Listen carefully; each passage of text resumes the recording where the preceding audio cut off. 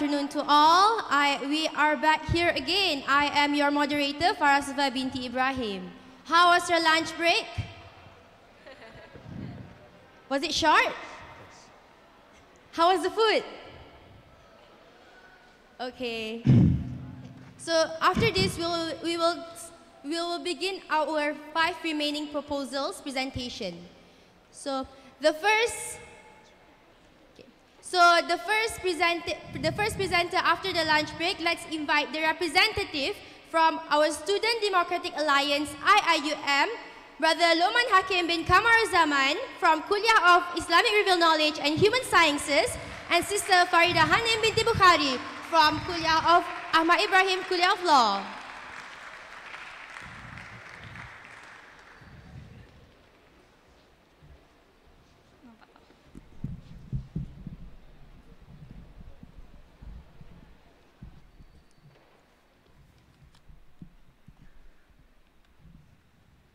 Bismillahirrahmanirrahim. Honorable judges, leaders of student assemblies, societies and clubs, ladies and gentlemen of the floor, above and below. Assalamualaikum warahmatullahi wabarakatuh. My name is Luqman Hakim bin Kamaruzaman. And my name is Farida Hanim binti Bukhari. And we're representing Students Democratic Alliance of International Islamic University Malaysia. Ladies and gentlemen, before we begin, I would like to quote a quote from Meredith Lewis, who wrote Students' Activism in Malaysia. She said, "Let not a future historian write for us. They were an uninspired, convictionless generation. Their only monuments are the used dance coupons, the cigarette stubs, and the weekender." Ladies and gentlemen, are we the youth, are we the students, uninspired? Are we convictionless? Or do we know only to have fun during the weekends? I would like to prove to the generation who accuses us of this wrong by proposing this model of IIUM Students' Union. But before I answer, before we share what our model of the Students' Union is, there are 4 fundamental inquiries that we intend to answer. The first is, what's Student Union? The second is, why is Students' Union replacing the current Students' Representative Council or the Majlis Perwakilan Pelajar in Bahasa Melayu? Are they inadequate enough to voice out our concerns? Are we incapable enough to settle our own scores? And how is Students' Union any different from the current system? And lastly, how is the system stands autonomous? Bismillahirrahmanirrahim. Before we begin, I would like to trace back into history. The Students' Union is hardly a new concept. In 1949, in a response to 1949 report on higher education and merger of Raffles College and medical colleges, they called for a university student union. And so medical and Raffles College Union was formed. And later on, they transitioned into what is known as the University of Malaya Students' Union. The word Students' Union there in 1949, does it ring a bell? Of course it does. It's akin to our Students' Union. So it's not a new concept. Next is to introduce the significance of the students' power. I would like to draw on the demonstration of Baling. Why is it significant in the students' power? Because the welfare of the citizens are the concern of the students. The welfare of the students, the concern of the students are not limited to only the students' affairs in universities, but also the welfare of the people of Baling. And this impacts greatly to the society and nation as a whole. which they fight for people in distress, be it in rural or urban, and they pose pressure to the government. They could sway they could sway government policies. They could sway government's opinions on matters. And also, why are we doing this proposal? Why are we proposing our own model of Students' Union is to respond to the call of aspiration by Dr. Mazli in his amanat as the Minister of Education in Amanat Pendidikan Negara 2019 to return autonomy to students of higher institution. Now, a little background on our model of the Students' Union. Next, please. Next. Next, please.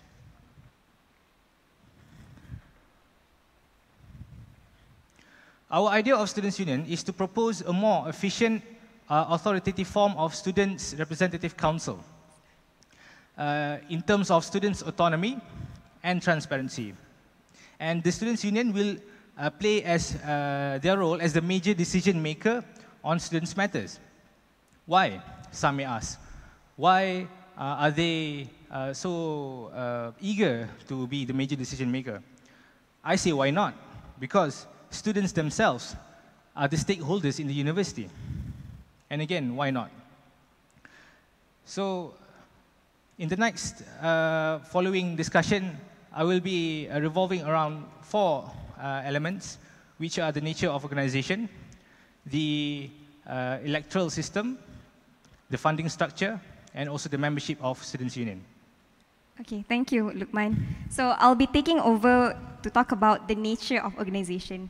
So we believe that in every organization, there must be some core value to become the foundation of its, to go forward, right? So we lay down and we have picked few of the main principles that should always be the foundation whenever we want to give or propose any type of program or any ideas. So our principle, we lay upon good governance principle. So the first one, which should always be the transparency. So when it comes to transparency, it is here because we believe in the clarity and also the honesty within the student themselves, and also so that everyone have the access towards what happened when it comes to the organization. And this will definitely function best when it comes to student election and also the budget distribution. So everything will be documented and everyone can have access over it. Okay, secondly, accountability. We believe that the only way for students to work at their best is when they are accountable for every single decision making and for every consequences that comes with it. So accountability need to be here so that students won't take this lightly, right? And every type of decision, even when it comes to disclosure of result and the transparency manner, should always become the priority in any type of events. And lastly, on participation. So this is where we are a bit different compared to other proposals. In participation, we acknowledge that as International Islamic University Malaysia, we should always include local and also international students, right? So in this particular thing, we will make sure that regardless of whether you're local or international, we are all in equal footing and we can become the same. Our degree is the same when it comes to membership and also when it comes to position in power. So everyone, regardless of local, international, can have equal footing on that. But also, in the spirit of student union itself, we would like to also include postgraduate students in our system. So in a sense that, if you look at the student union in UK, for example, they always include, the system structure includes everyone in this university, including the postgraduate university, especially those that are doing full-time, right? So ours here will definitely include postgraduate and undergraduate, and also make sure we benefited them, and also they can benefit us as a whole. But we think good governance principle is not enough. So we added some few values that need to be taken into account. First of all is student power itself. So the whole idea of student union is so that students have the autonomy over it. So the only way for you to do it is to give student power a priority. So how are you going to do so? Is by making sure that every decision-making process student union will become the last person to say yes or no. Because we already agree from Lukman's speech that student is the biggest stakeholders, right? And for you to make and the only way for you to make student powerful is when students have a say over it. But we're also going to take account the last added values here, and which is, we think, a very important one, which is hikmatu syuyukh. I hope I pronounce it right.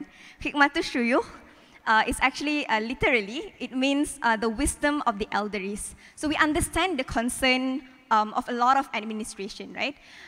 We do not want to make student union as an organization where students are rude and think that they have the power over everything in a sense that they won't listen at all towards these people. So hikmatu syuyukh here is that we want to make sure that this, despite of having the final and the last final say over anything, we must also take into consideration the expertise and the knowledge of this administration and the elderlies here. So we will collaborate with them, we will take into account their consideration, we will also listen to whatever concerns that they have, but at the end of the day, we will still decide with wisdom and also collaboration.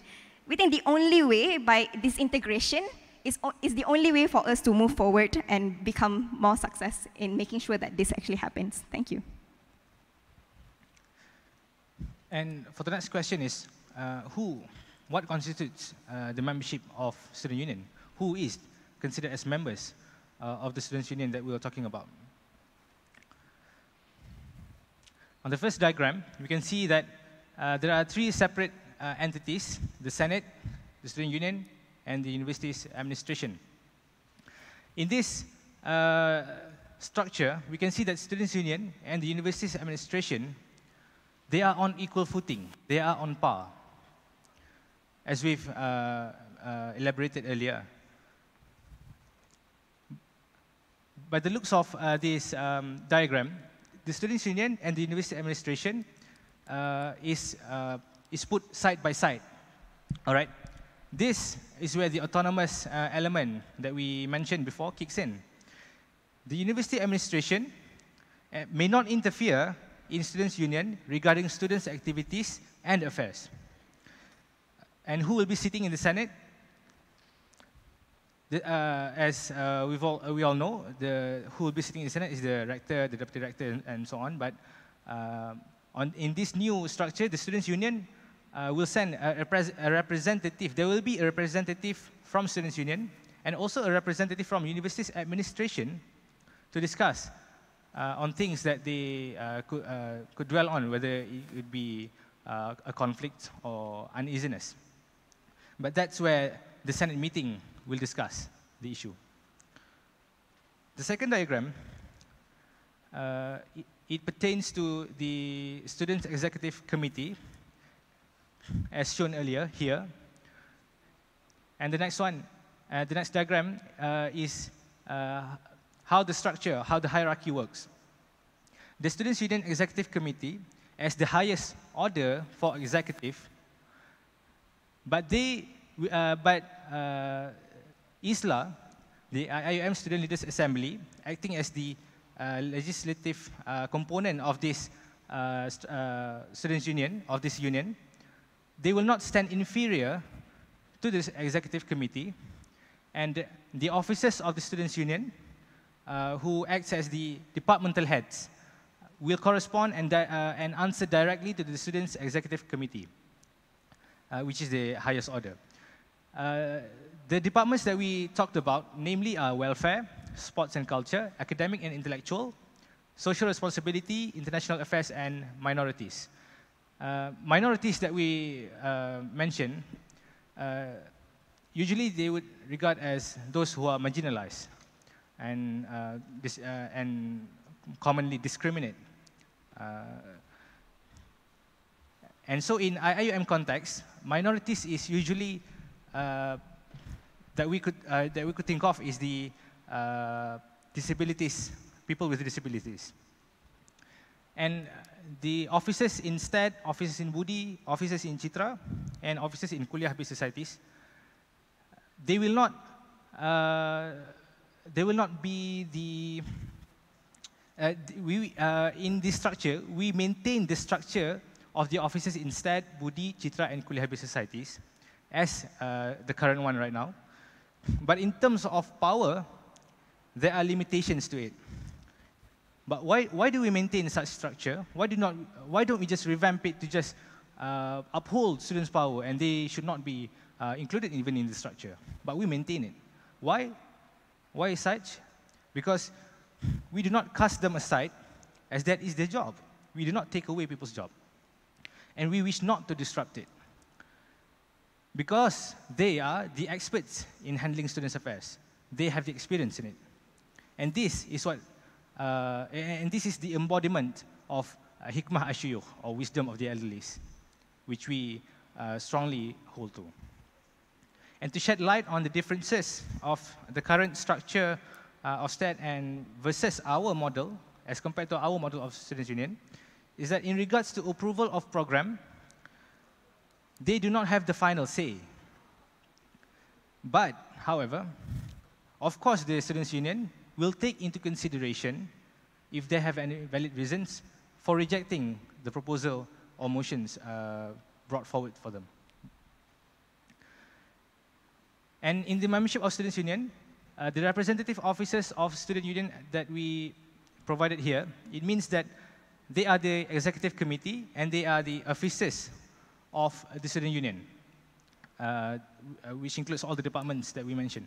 And these representative officers shall be the posts, these are the posts that shall be contested in the campus election. And when they win these elections, they are appointed to be the officers.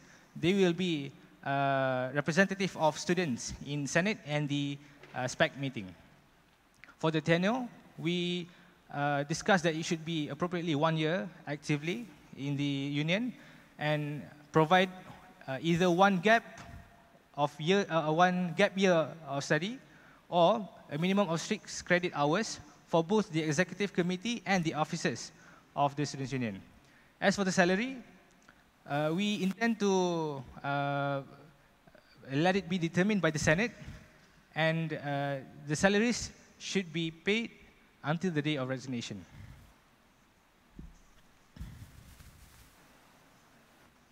The general duties of Students' Executive Committee are many, but I would like to highlight on 3 of the most important, of which the other 5 are only complementaries. The first is to oversee, coordinate, and promote students' representation and activities. And the second one is oversee the implementation of this Students' Union's policy as has been debated, as has been discussed, and has been agreed upon in the assembly by ISLA, in ISLA. And the third one is to lead this policy changes. The general duties of the officers of Students' Union is that they act as departmental head of Students' Union, the 6 departmental heads that we mentioned just now, and they shall report on meetings and activities to the relevant student executive committees, to their respective executive committees, and execute the motion that have been agreed upon, respective of their portfolios in ISLA, and to lead their respective departments and shall include promoting student participation in the portfolios. And for ISLA, in the membership, they shall be eligible to all representatives from each society. Each one of representatives from each society shall be eligible to represent themselves in ISLA, provided that the clubs are registered. And each representative under registered societies may have the rights to vote, propose, and dispute the motion in ISLA. And ISLA observers, for the observer context, they shall be deemed to include the voices of minorities and have interests, and they have the rights to extend commentaries and dispute the motion, but accept to vote in ISLA, because they are observers, they are merely observers. And ISLA has the power to introduce and amend policies regarding student affairs. The roles of ISLA is to serve as check and balance to the representative committees mentioned, which are the president, secretary and vice president, and also treasurer. And they will act as the representative of students' view within IIUM. And the roles and responsibilities of ISLA can be referred and aided by current ISLA constitution. For categories of membership, we provided the membership for Students' Union into 3 categories, which the first one is full membership, which are full-time registered IIUM students. Second one is honorary membership, and the third one is associate. Honorary membership made up of academic and administrative staff. For example, is the directors of STAT, Budi, Dean, Deputy Dean Kuliah, and academic staff means the lecturers. And for associate membership, they are the postgraduates registered as continuing students. They are occasional students. Occasional students sometimes could mean that they are the exchange student and also part-time students. For this category, for full membership category, they have the right to vote and propose in the assembly. And for associate membership, they will act as a mere observer. They cannot vote, they cannot propose a motion, but they may extend their opinion in the assembly and may even pose a query. During the assembly. And the last one for honorary membership, they will participate in an assembly, in the ISLA assembly, only upon invitation. They do not have a say, but may advise and consult. And this is what I believe is in line with our core element that Farida has mentioned just now, which is the hikmatul asyuyukh. We need the wisdom of the elderlies because we need to advise and consult them. But, however, they have no rights to veto a decision. All right, so let's move on to funding structure. On this part, I'll be talking about the current funding structure in IIUM and also what are we proposing as a counter proposal over the current system. So first of all, currently, separate entities that the student club needs to see in program of budget approval is like STAT, Budi, Chitra, and also KBS. So whenever students want to make any programs, they will usually go to this individual department and will ask for budget approval from there on, right? So it also means that something like SRC will also have to go through a STAT whenever they want to make, whenever they want to get a budget approval. So what are we different?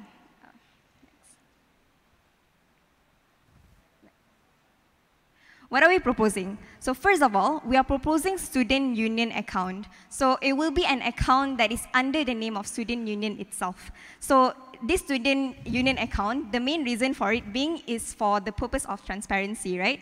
Because currently, students do not know how many budget were allocated for certain division. So we want to make sure that students also know where the money goes and how much the money goes and how a certain division get a certain different allocation of money.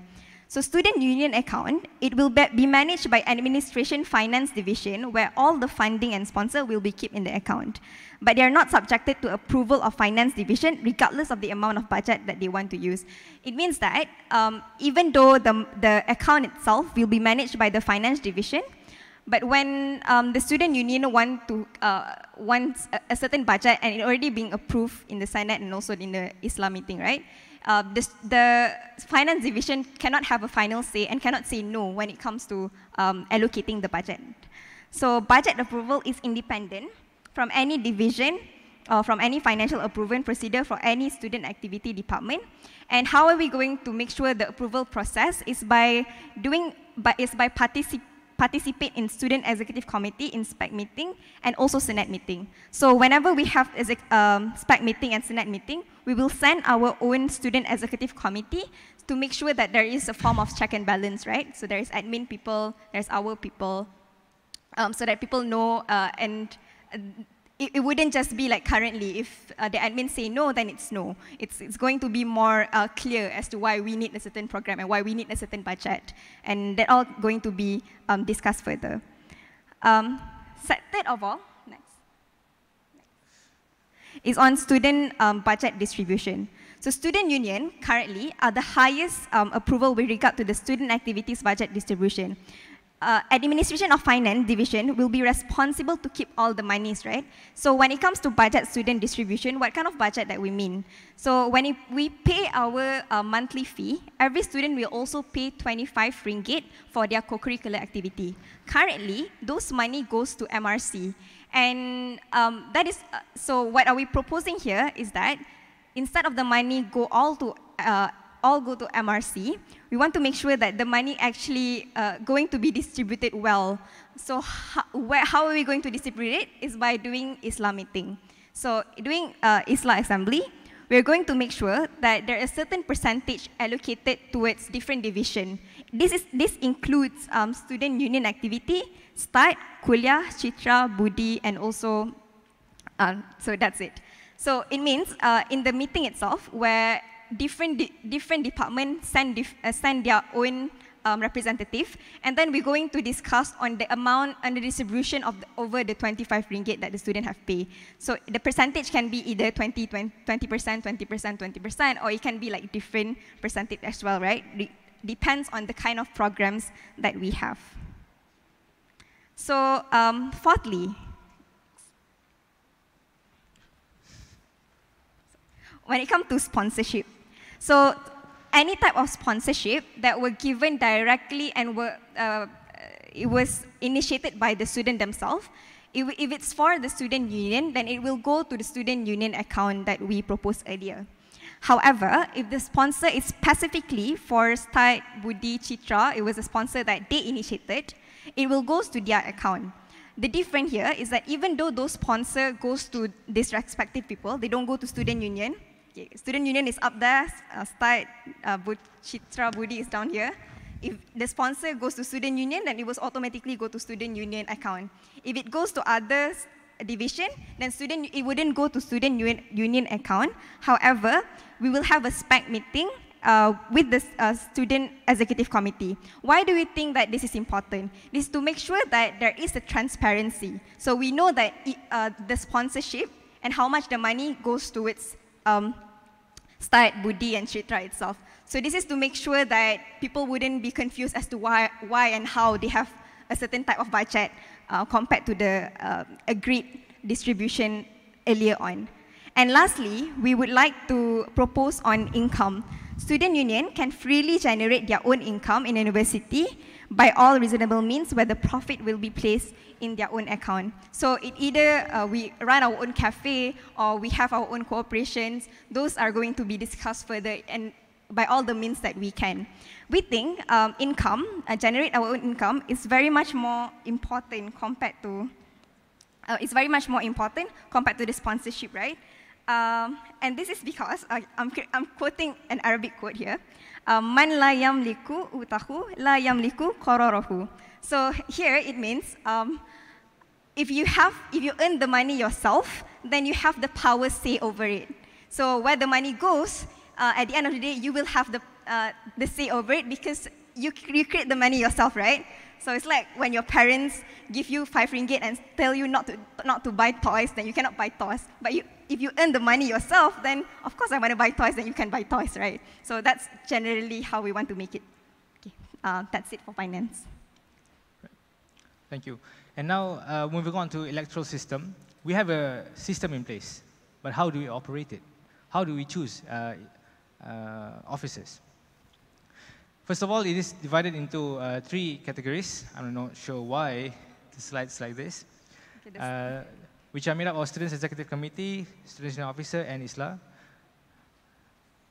And the next one, the slides.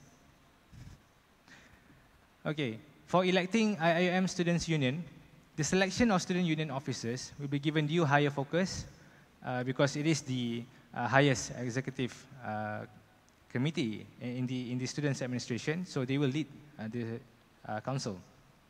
As for the selection for main boards of kuliahs, mahalas, and other societies, do not worry. They are distinguished from students' union, and howsoever they will not be affecting the selection for your main boards. The elections are designed based on their own locality. Their means the kuliahs and whatnot. You have 2 more minutes. And they will not be interfered by student union process due to autonomous characteristics. And we have more often than not, we have heard the "we are one" spirit. That's over and over again being mentioned in IIU. So with the outlook of towing this spirit, international and local students will play on a level field. they will contest on a level field. In our mind, mechanisms divisive of this unity includes election disparating local and international constituencies, as is prevailed in previous SRC elections. And this is very divisive. So we are intending to integrate this. That said, it should not be conflated with establishing portfolios meant to facilitate international students with their affairs in IIUM, namely the International Affairs Department, as mentioned in officers of the Students' Union Officer. So all matters pertaining to eligibility to vote and participate is all regulated by CEC, and we will not be taking part in it. And what we're proposing is that minimum CGPA of 3.0, and they should only be second-year students. And members of Student Union Council may extend a motion to vote to impeach, and this is the most unique aspect of what we're proposing. They can vote to impeach a sitting student union officer with valid grounds whenever found distrusting of the officer's capability to lead.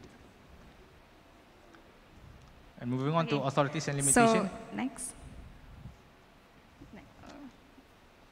Okay, we're going to skip this. This is basically a recap of what we can do. Next.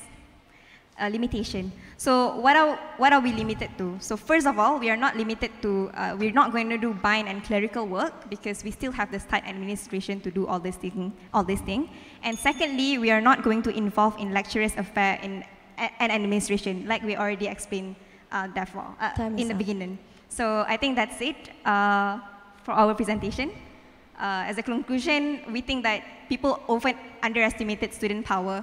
But we think the only way for you to move forward is by giving them responsibility and telling that they are powerful and they can make a decision making. And by only that student, we realize that they also have responsibility over the society.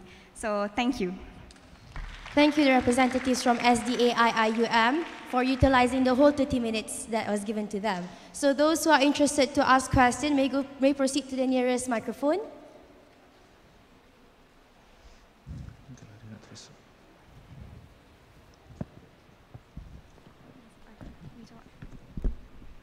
Please introduce yourself first. Hi, my name is Nirmal Singh from UTM. Okay, my first question is, you said that student union will be allocating fund to the club based on the fund they have collected on the 25 ringgit, right? Okay. So, what I think this is injustice. What I feel, okay, if let's say there are so many clubs, maybe some of the clubs are not that active and they doesn't have a major big impact program, but they are still given same allocation to every club. Example like 500. So why don't, this is like very injustice for me. So why don't we, like in the student union, and it's my opinion that you make like this. When they come to you for approval, for paperwork, they should come with approval of budget too.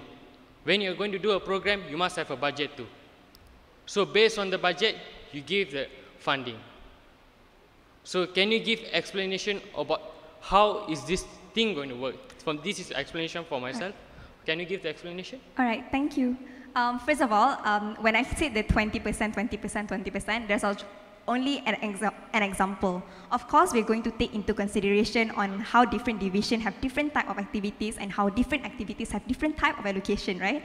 All of this will be taken into account. We don't think that equal means justice. We think that justice means taking into consideration all different type of program as well. We understand your concern. So we also, of course, we make sure that this different division will have their own budget proposal as to how much that they want. But they also will discuss among the leaders of each division as to how much that they can get. And this will be collectively agreed upon on the Islam meeting. Okay, so my second question is that CGPA 3.0. Active leaders, I think they will be unable to maintain maybe 3.0, maybe 3.5. It's quite hard. At the same time, you are active. At the same time, you want to do the student union, or maybe you are running a club. It's quite hard to do. So, for me, let's say the person who got 2.00, are they not the part of student union? Are they like, maybe like In simple way, we say di anak tirikan.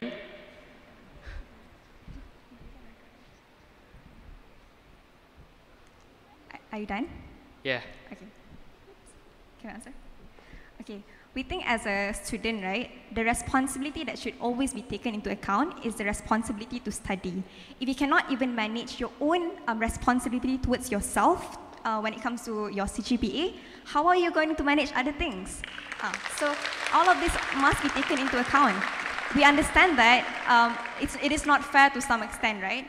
But the only reason why we give students the power is because we think they have the wisdom to compartmentalize their time when it comes to their studies, when it comes to like managing stuff. If you cannot do so, then that's not the purpose of student union. Okay. And to add a little bit more, if you want to solely focus on academic excellence, you could just place emphasis on people who can score and who gets Dean's List, but we didn't. Thank you. I think 3.0 is reasonable enough. It's not 3.6, 3.5. Okay, thank you. Thank you. Assalamualaikum dan selamat tengah hari. Nama saya Siti Nuriza. My question is, just want to add on the same category lah, CGPA. So, your organisation state in the proposal on CGPA requirement, which is a credential requirement. Can you explain what is the basis on this requirement? And do you believe this credential requirement is in line with the spirit of seeking knowledge and it shows the intellectual side of students? Because in my point of view, the credential requirement is just one of the method to differentiate students, making one person being more privileged than another person to contest, while the spirit of student union is to bring a union that subscribe the idea of equality, which everyone should have equal space, equal chance, regardless of their performance, races, skin color, and even gender, as long as they have the capability to go for it, because at the end of the day, students will be accountable for their own self. And one more thing, I think that this credential thinking need to be changed into this generation, because if we agree with this, we are contradicting ourselves with the spirit of student union by saying that all members of union in university are equal whatsoever, but if you said if your CGPA is just so or less than another, you get less space, less chance, and less opportunity as well. Thank you. Okay, thank you for the question. What we have in mind is actually student union who lead people who lead student union should be an icon, right? They set the example. So if they themselves cannot prove to be iconic to score 3.0 and above, then might as well they not participate as well, from the beginning. It defeats the purpose of being a leader, to show a good example to your subordinates. When you mention other criteria like gender or race and all, those are the traits that we cannot control, right? And that's why we say that everyone have equal footing, whether you're international or local in those sense. But when it comes to CGPA, it's something that you can very much control. And we do not want, because you're very active in student union, then you do not come to class, you're very rude with your lecturers, and lecturers will have like a problem with these students, right? Why is she not focusing in my class? Why is she only focuses on her thing, and this will become another problem within the community, right? We do not want to make that happen. Okay. Thank you. Assalamualaikum. My name is Nur Jannah. I think it's very interesting that you mentioned about Himatu Shuyo in your presentation. However, it is something that never been mentioned from the previous presentation. But I want to know, to what extent do you want to consider or referring to the Shuyo in your system, because we want to empower the student autonomy itself, right? So to what extent or to what point do you want to refer the Shuyo? That's all. Thank you. Okay, thank you for the question. First of all, this is an infant phase. I mean baby steps, right? So we cannot just absolutely implement that the students hold the absolute power. We still need guidance. We still need the consultation, advice of the people who are experienced in this area. Because, like it or not, Malaysia is not like the UK, where the Students' Union have been established since the 1800s. They even have their own buildings. They even have their own funding structure that is more independent compared to what we propose today. Because in that said building, they have their own business conducted even by the students themselves. So we cannot equate Malaysian context with the overseas. Thank you. Assalamualaikum and salam sejahtera. My name is Kaisha from IIUM. I have a question about the type of membership you are giving it, which is there's 3 types of memberships, right? And my question is, as you said, student union is to undiscriminate students and help student voice.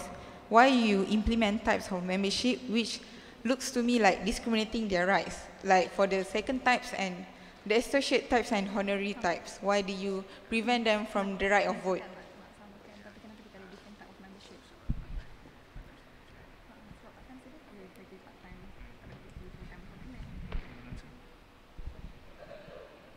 Okay, because first of all, we believe in the rights, and as a full-time student, right, we cannot give priority or give the same benefits as to those who are in the part-time studies. So I did my exchange studies outside of Malaysia, but I don't believe that I can have a say in their university, because I've only been there for a while, and then suddenly I want to propose a motion, a policy, right? So it's irrational for me to do that. So that's one example, like exchange student, and then like part-time students. I don't believe that they have the time to participate, you know, to be committed fully in this program, in this union. Hence the part-time studies that they did, you know. Unless they are full-time student, full-time postgraduate student, full-time PhD, full-time master student, then they are given the same rights as those who are undergrads, but provided that they are full-time student. No discrimination here, only that we give credit where it's due, or we give, there's a difference between equality and equity. Okay, thank you. Okay, hold on to your question. We have one question from the judge. Okay, good evening. I have one question for you. Based on your proposal that you have submitted, you stated that, hold on, okay, students hold a huge role in setting the political conduct, policy makings. So as far as I'm concerned, the constitution, constitution made by the university, they have the selective committee which they look over it. So, excuse me, sorry, could you point out where in our slides did we mention that? It's in your proposal. It's in your proposal. It's in your proposal, not in the slide. It's in your introduction. Okay? So as far as I'm concerned, student union is totally different from students' representative council. By that said, you must have 2 different constitutions, correct? So, but then SRC constitution is under the supervision of the students' affair. So how about student union? Because also based on your proposal, your student union located directly under Senate, all right? You are at the same level as the university administration. This doesn't give you autonomy because you are still under the Senate. So by that saying, please clarify me on how are you going to build your constitution if you are located under the Senate. Right, thank you. Having a constitution, I agree, may not give us the full autonomy, because even in clubs, in clubs today, we even have our own constitution, but that doesn't mean that we are independent from the university. I agree with that. But as I said before, answering the question from an audience in audience, these are the phase. These are phases that we need to go through, and we are only in the infant process, right? So, over time, there will be progress. People will use the model of student union as the base, and will then add on to it. The question is on regarding Senate, right? And how when we are in Senate, that we do not have a full autonomy. First of all, since we are in the university and we are involved with lecturers and also administration people, we think they should and they have a right to know whatever programs that we want to do and whatever things that they want to do for us. Everything needs to be discussed in the Senate. That's why, first of all, we need to still have a Senate, right? But at the same time, we already mentioned in our presentation that when it comes to budget allocation and the kind of programs that we want to have, if ISLA already have a say on it, ISLA want to do it, we don't think the members of a Senate have a power to say no over it. So we will still discuss it and we will bring it up when it comes to budget allocation. But at the end of the day, we will, the student, and we will discuss it thoroughly and understand their concern. But the final say when it comes to student budget allocation and programs should be under the power of student.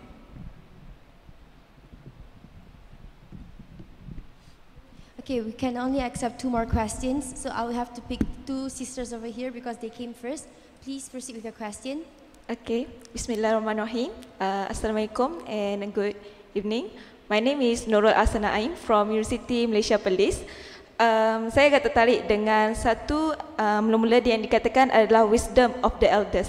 So dalam part yang mana adakah jika SU kata kami nak macam ni, but then the elders, I mean the admin, diorang kata tak, kami tak nak macam ni.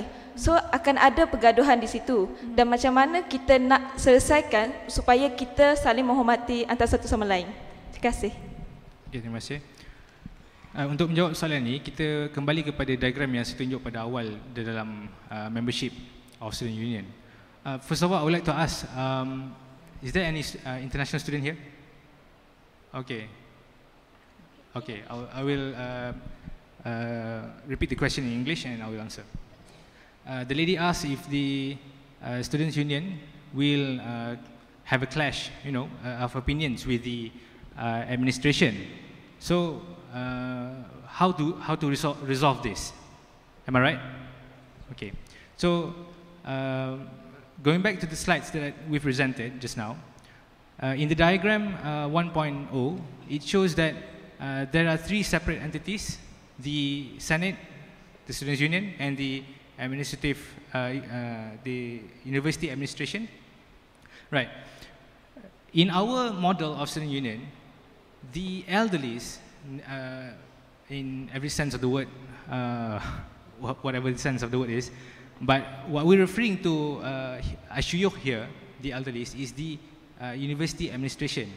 They might not have beard, but they are young, but they are the administration. They are the shuyukh that we're referring to. So whenever we have differing opinion, differing ideas of of anything, the Senate meeting will be the grounds where the representative from student union and the representative from university administration meet in the Senate meeting, and then there is the place that they will resolve the issues.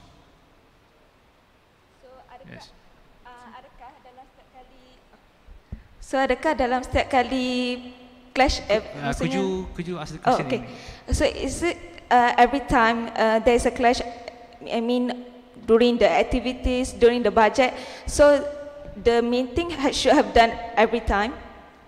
Okay, as for the programs and for these menial tasks, menial issues, it has been overruled that for whatever reason, the final say will be in the hands of the student union. That's the final say, nothing less. But if they have reservation, if they have any differing opinions, again, they will issue this forward into the Senate meeting. Thank you. I can only allow for one more question. Please proceed. Okay, hi. Nama saya Syazwani, saya alumni UIA. Okay, saya nak tanya berkenaan dengan objektif, prinsipal yang SDA cadangkan tadi. Okay, kalau kita tengok history waktu zaman UM dulu ditubuhkan Student Union, mereka ada dua prinsip yang mereka pegang, iaitu University Autonomy dengan Academic Freedom, which is tak ada dekat korang punya proposal. So korang punya proposal dia ada sebut pasal student power dengan hikmayatul syuyuh. I'm sorry, we have actually international students here. Could you repeat your questions in English? Okay. Oh, okay. Okay, let me talk in English. Okay, my question is, how these two objectives, hikmayatul syuyuh and student power, not contradict with each other. If you say that you want to talk about student power, student autonomy, but you said that you need to refer to the hikmayatul syuyuh, and who is actually hikmayatul syuyuh that you define in your proposal, and also and I want to ask about ISLA. Actually, what is the role of ISLA in this proposal? Because you said now, you said that they are legislator, but when I read the proposal, it is executive. So actually, ISLA, what is the role of ISLA? Okay, so we still cater to student power because that's the original idea of student union, right? We want students to have the final decision making and a say. But we also insert the elements of hikmatul syuyuh is to make sure that the student realize that these admin people also have been working hard all this while before to help us come to where we are now, right? So these are the people that have the expertise, have the knowledge, so we cannot just disregard them like that. That's why I said in my beginning of the speech is that student union is not a union where students want to be rebellious and become all rude. That's why collaborating in university where you have your elderies, where you have your lecturers, you have your administration people, those are the people that we need to work very much closely with. So their opinions and their concern must be listened to despite of student having the final say over anything, if that answers your question. So the hikmayatul syuyuh is the administration? It's the administration people, yeah. So when the administration is like corrupted, so how the student react about that? So you want to define that it is a rebellion act or what? If the administration is corrupted, yeah, then we're not going to support any corruption. So how you still report to them? Sorry, but the time is up. You have the option to answer the question or not, because the Q&A session is up. Okay, thank you. Can we answer or not? Sorry, can we answer? Proceed with, but be very quick. Okay, so that's it, is it? That's it. Okay, yeah. So basically that's it. Thank you. Okay. Well, that was a heated discussion for the proposal presentation from the Student Democratic Alliance of IIUM. Thank you so much to those who participated. And thank you to the presenters, Brother Luqman Hakim bin Kamaruzaman from Kuliah of Islamic Revealed Knowledge and Human Sciences, as well as Sister Farida Hanim binti Bukhari from Ahmad Ibrahim Kuliah of Law. So how was it? How was that presentation, everyone? I know some of you guys are eager to ask the questions, but we have very limited time. So let me review back how the presentation works. The presenters will get 30 minutes. The first bell will be rung during the 20th minute to remind them that they only have 10 more minutes to present. And finally, the bell will rung twice to remind them that the time is up. And also, the Q&A session will be done for 20 minutes. So to those who want to ask questions, you may line up even before they finish presenting to reserve your spot, okay? So next, we'll proceed with the fifth presentation of the proposal for the establishment of IIUM Student Union. The representative from Harmony Kuantan, Brother Tuan Ashraf Faiz bin Tuan Anwar, the representative from Kuliah of Science. Sorry, he is currently putting on his microphone. Okay, there he is. Welcome, Brother Tuan Ashraf Faiz bin Tuan Anwar.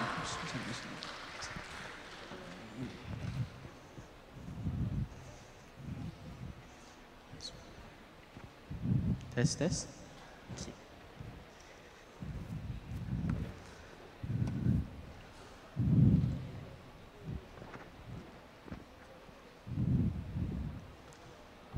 can we use this? Okay.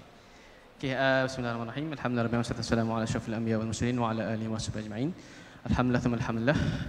Alhamdulillah rabbil alamin, wassalamu ala asyrafil anbiya wal mursalin wa ala alihi wa sahbihi ajma'in. Rabbi shrah li sadri wa yassir li amri wahlul 'uqdatam min lisani yafqahu qawli. Amin amin rabbil alamin. Before that, let me salute the people that are here. Okay, thank you host for inviting me to deliver my proposal. And Assalamualaikum and a very good afternoon to the honorable judges, to the respective presenters, to my teammates from Research Student Union of Belia Harmony Kuantan, to my campus mates from IIUM Kuantan, to representatives from the society and clubs from IIM Gombak and also Pago, to delegates from other university and to the members of the floor. I bid you a very good afternoon and I hope you don't feel sleepy during my presentation, because my presentation is about specific presentation, specific proposal for the IIM Kuantan students particularly. So, let me introduce myself first. My name is Tuan Ashraf Faiz bin Tuan Anwar, final year, final semester, Kuliah of Science, Applied Chemistry, and I am the Vice President from Belia Harmony IIM Club in Kuantan. So, let's us go to the overview of this presentation. Could I have my slides, please? Okay, next. Okay, my overview presentation would consist of these 7 points. Gladly, I will brief to you the introduction, the introduction of the IIM Kuantan campus. And next, I would love to mention to you the difference of this proposal. And next, the organizational structure of this student union that we'll be going to propose. Next, the funding system. Next, the election system. The membership of this student union. And the last one, the last things that I want to propose is the national student union of this national Malaysia. So, let's us go to the IIM Kuantan campus. How about it? What are the specialty of this campus in IIM Kuantan? So, IIM Kuantan locality, especially in student activism aspect, there are 3 factors that are affecting the student activism in IIM Kuantan.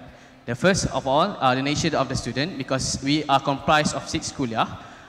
Kuliah of Science, Kuliah of Medicine, Kuliah of Dentistry, Kuliah of Allied Health Science, Kuliah of Pharmacy, and Kuliah of Nursing. Which these 6 kuliah, we could say that we are the science and health-based campus. So, we could say that our students are trained not to be voiced out, to be vocal. And of course, we are trained to have much more readings in terms of the scientific research, factual-based fact. And of course, we have a high commitment towards our academic, since we have classes from 8 to 7 and some are 8 to 5. So that is our nature of students that are affecting the student activism. Next, the student council committee and also the society in IIM Kuantan are pretty similar to the IIUM Gombak, which we have the SRC, the MRC, the KBS, and also the societies and club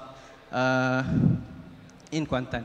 But referring to the constitution of the SRC, we could say that they have limited power, they have limited authority, that they don't have the authority to object their institution, their organization towards their vision. So these particular factors affect the student activism in IIM Kuantan.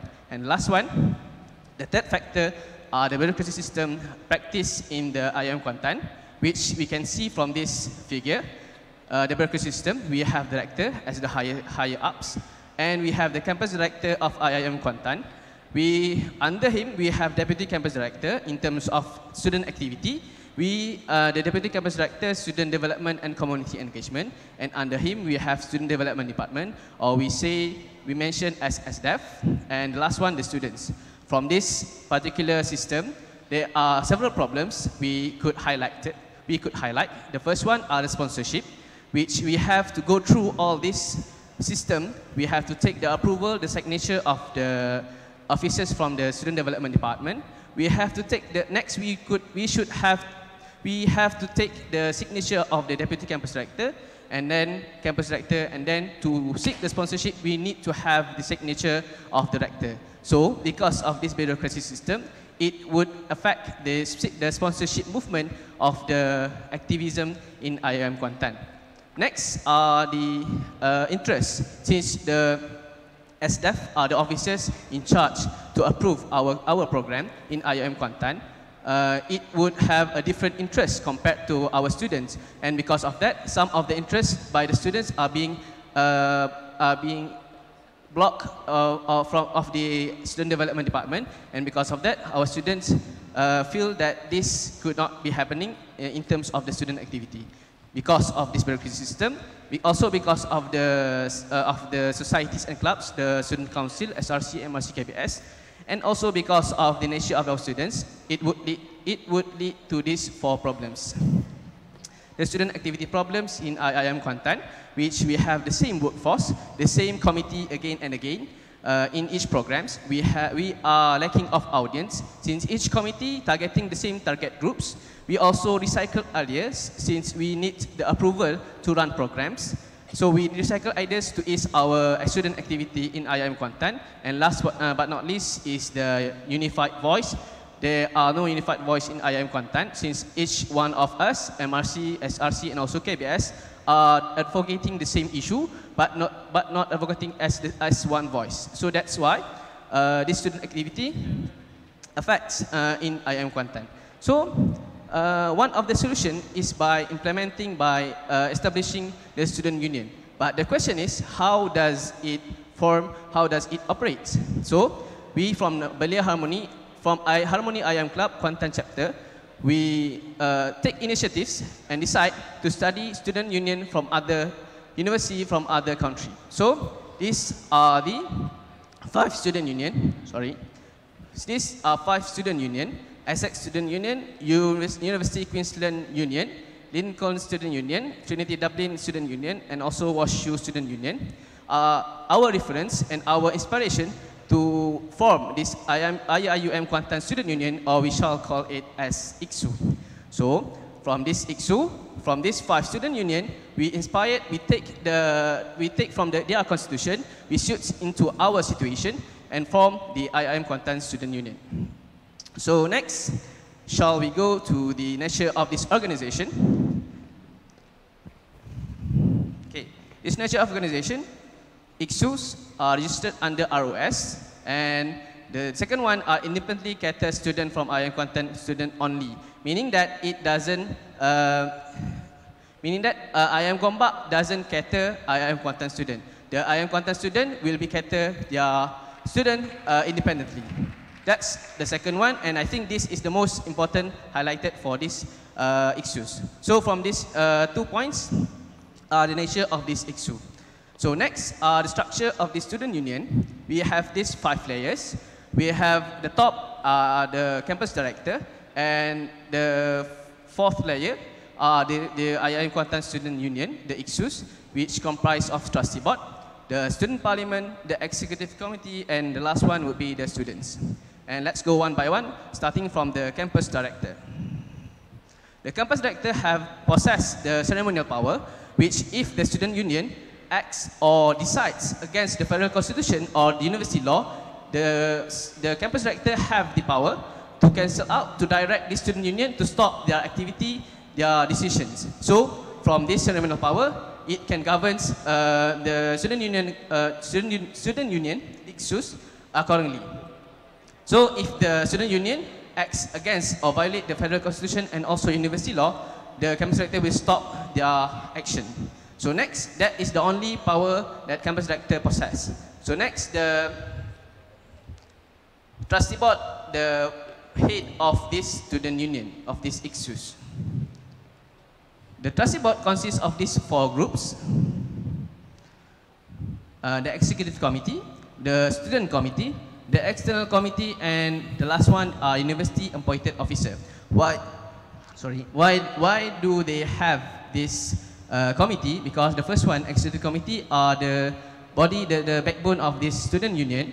The second one, the student committee, are the one who decide, the one who from the each kuliah, And the third one, the external committee, consists of higher officers from the government or maybe from the corporate world, which appointed by the trustee board. And the fourth one, the university appointed officers from the university itself. And why we involve external committee and also the university appointed officer, because external committee could give us insights, we could give us exposure, could give us experience in terms of running the student union through accordingly to the current situation in Malaysia. While for the university appointed officer, they are significant in our trustee board because they can give us insights about,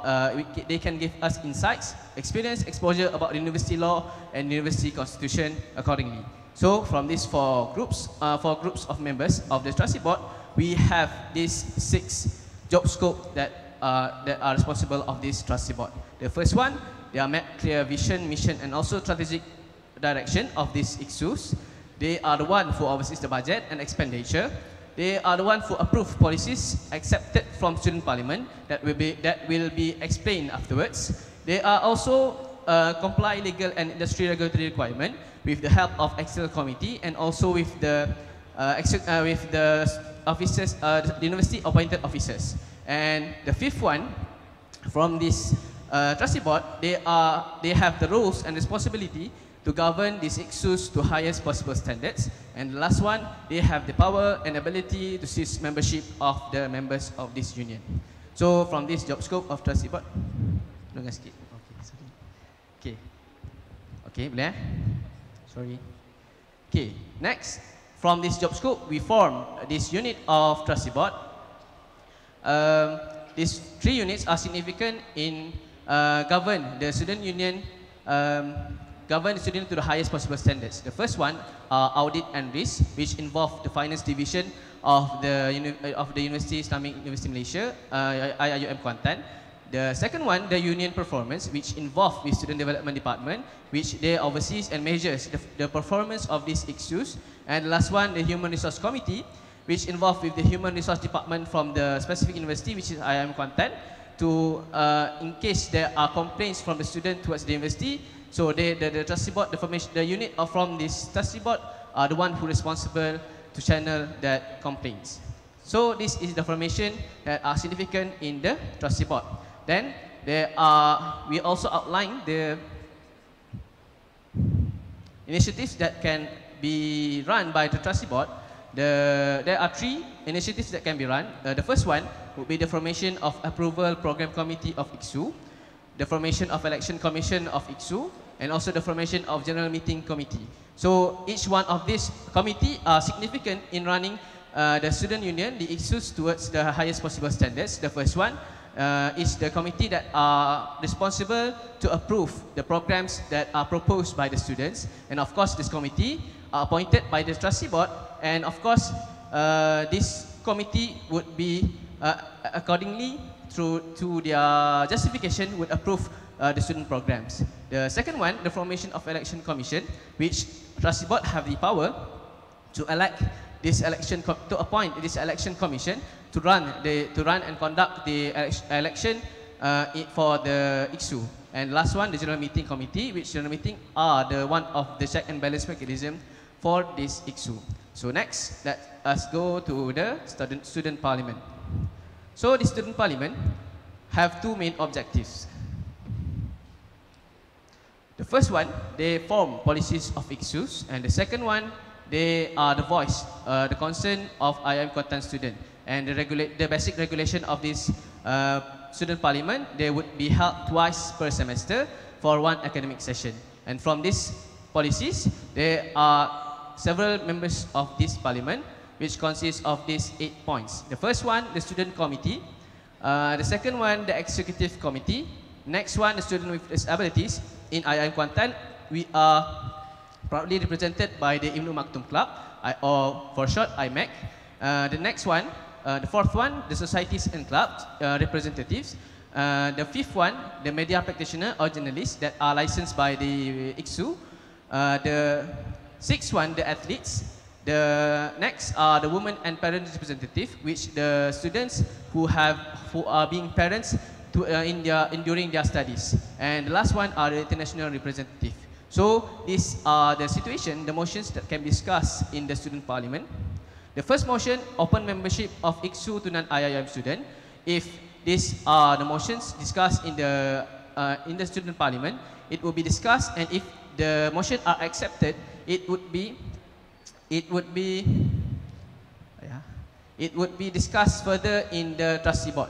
And if the trustee board reject this motion, it will be discussed back in the student parliament. If the student parliament approve without considering the justification by the trustee board, it would be immediately implemented after the student parliament. The next one, the motion of sending rescue team to Sungai Kim Kim, since this accident related to our niche area, the science and also health-based campus, we found that this motion could be discussed and could be implemented if that motion is being approved in the student parliament. And last one, motion for OKU-friendly facilities at Kuliat, it will be discussed in the parliament, and if approved, it would be immediately implemented afterwards. So next, to the executive committee. This executive committee have 7 seats, consists of president, secretary, treasurer, vice president of education, vice president of services and engagement, vice president of welfare and community, and the last one, the vice president of student experience. And each of these posts, each of these seats have their own roles and responsibility. Let's us go to the first one, the president of this IISU. President have the job to lead towards IISU's vision. He are the one who leads IISU's towards their vision, mission, and also their strategic planning. He or she also monitors and oversees all activities done by this IISU. Next are the secretary, which is responsible for record keeping of IISU, including the minutes of the meeting, minutes of the parliament, and also documentation. The next one, the treasurer, involved and responsible for the financial documentation. He or she also oversees the transaction, the money flow, the financial account for this IISU. So next, towards the vice president of this 4 position, they have 2 aspects. They have the general authority, and also they have obligation in this particular position. For general authority, each vice president have their own authority in acquiring monthly report from their areas of authorities. They also have the authority to involve in policy making of their areas of authority, department in charge, and also they have the power, they have the authority, they have the ability to form council consists of the members of the union. And the obligation for each vice president, they compulsory to entertain each complaints done by the members of the union. So let's go to the membership and also the area of authorities of this vice president. The first one, vice president of student experience. The membership consists of the athletes, consists of the societies and clubs, and the area of authorities including the da'wah and training of the members of the union. Also, the vice president of student union are the ones who oversees the societies and club, the registration, and also the registration of the societies and club, and also he or she are involved with the athletes development in IIM Kuantan. So next are the vice president of welfare and community, which their membership consists of 2 representatives from each mahalla and 1 representative from each kuliah, and their area of authorities consists of residential, suspended meal, scholarship, zakat, and also visa for international students. And the committee in charge for it are the off-campus community, the international community, and also the disabled community in IIM Kuantan. So the next one, the vice president of service and engagement, consists of student media, journalists, media practitioner from the members, and also voluntary-based members. Area of authorities, including the library, kiosk, student-driven entrepreneurship, and also the transportation unit of the university. And since the vice president of service and engagement are the one who license the members of the union to be the media practitioner and also the journalists, they also can direct or object towards the web management, podcast, newspaper, and also bulletin of the IISUs. So next are the vice president of education, which members are from these 2 representatives from each kuliah and 1 representative from postgraduates. The area of authority, academic registration, AMAD, skill class, self-pad, internship, attachment, and clinical posting. Since our campus consists of students that have clinical posting and attachment. So the vice president are the one who in charge and responsible for this type of authority. Next, the smart unit and lecturers through SFSS survey that we fill every semester. So next we go to the check and balance mechanism in this student union. So there are two situations that I want to highlight.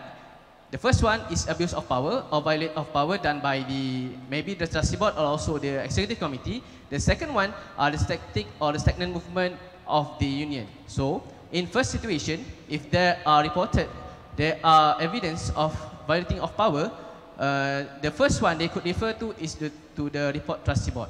The members of the union could report this to trustee board, and trustee board would take action if the officers are proven to be guilty of this violating power. And the next one, if the trustee board are also involved in this abuse of power, they could request from the union secretary to hold a general meeting for the situation. The second one, static and stagnant movement. The first one, the members of the union could report this to the trustee board. The next one, it could be discussed in the student parliament.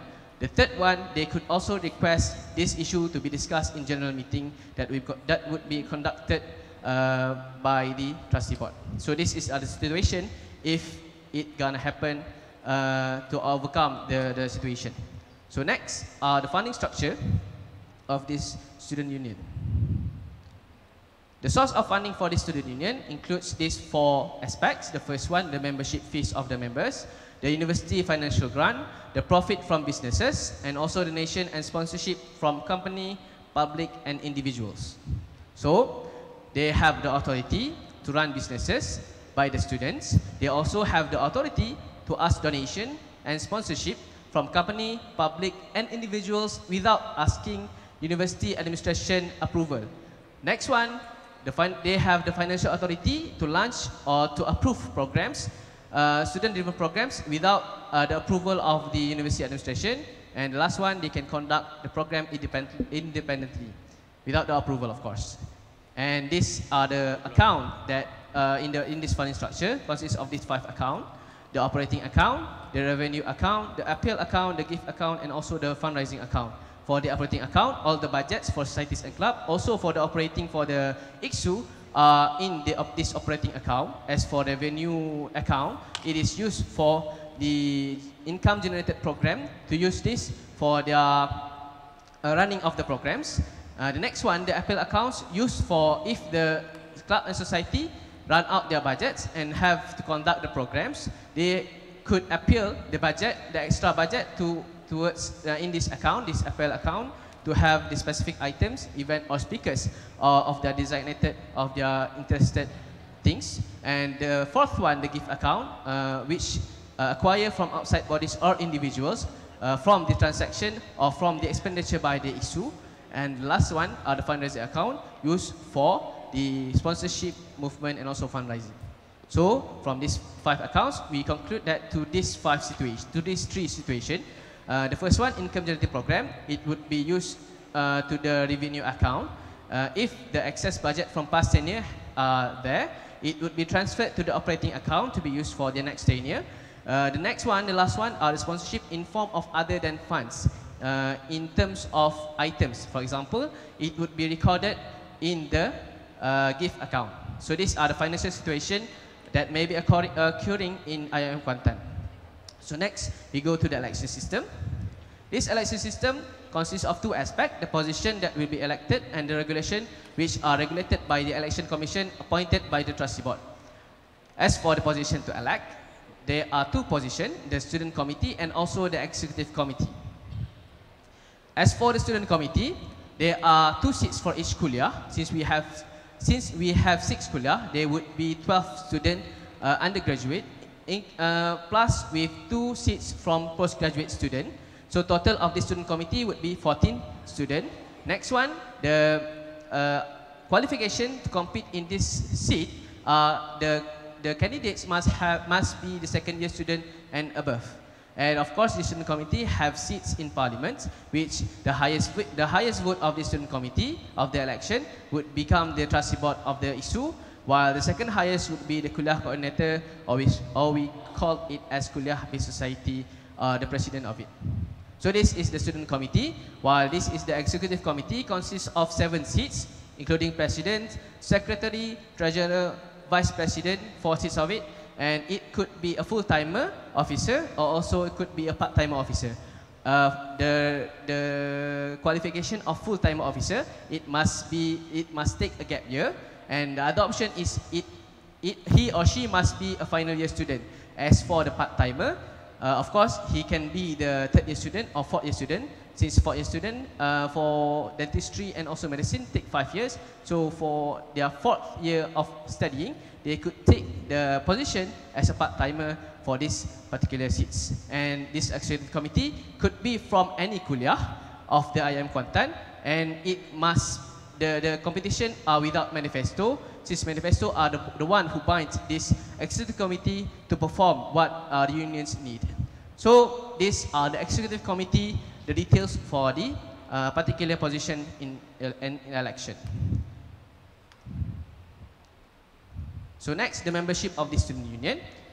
The membership consists of postgraduate and also undergraduate students, and each members have the compulsory to pay the membership fees before they are enrolled in each semester. So these are the membership for these issues. So next, how about the National Student Union? These are our proposal for the National Student Union. The function of this NSU, they have the lobbying power in order for advocating the interests of students in terms of lobbying towards the corporate company or also to the particular political party.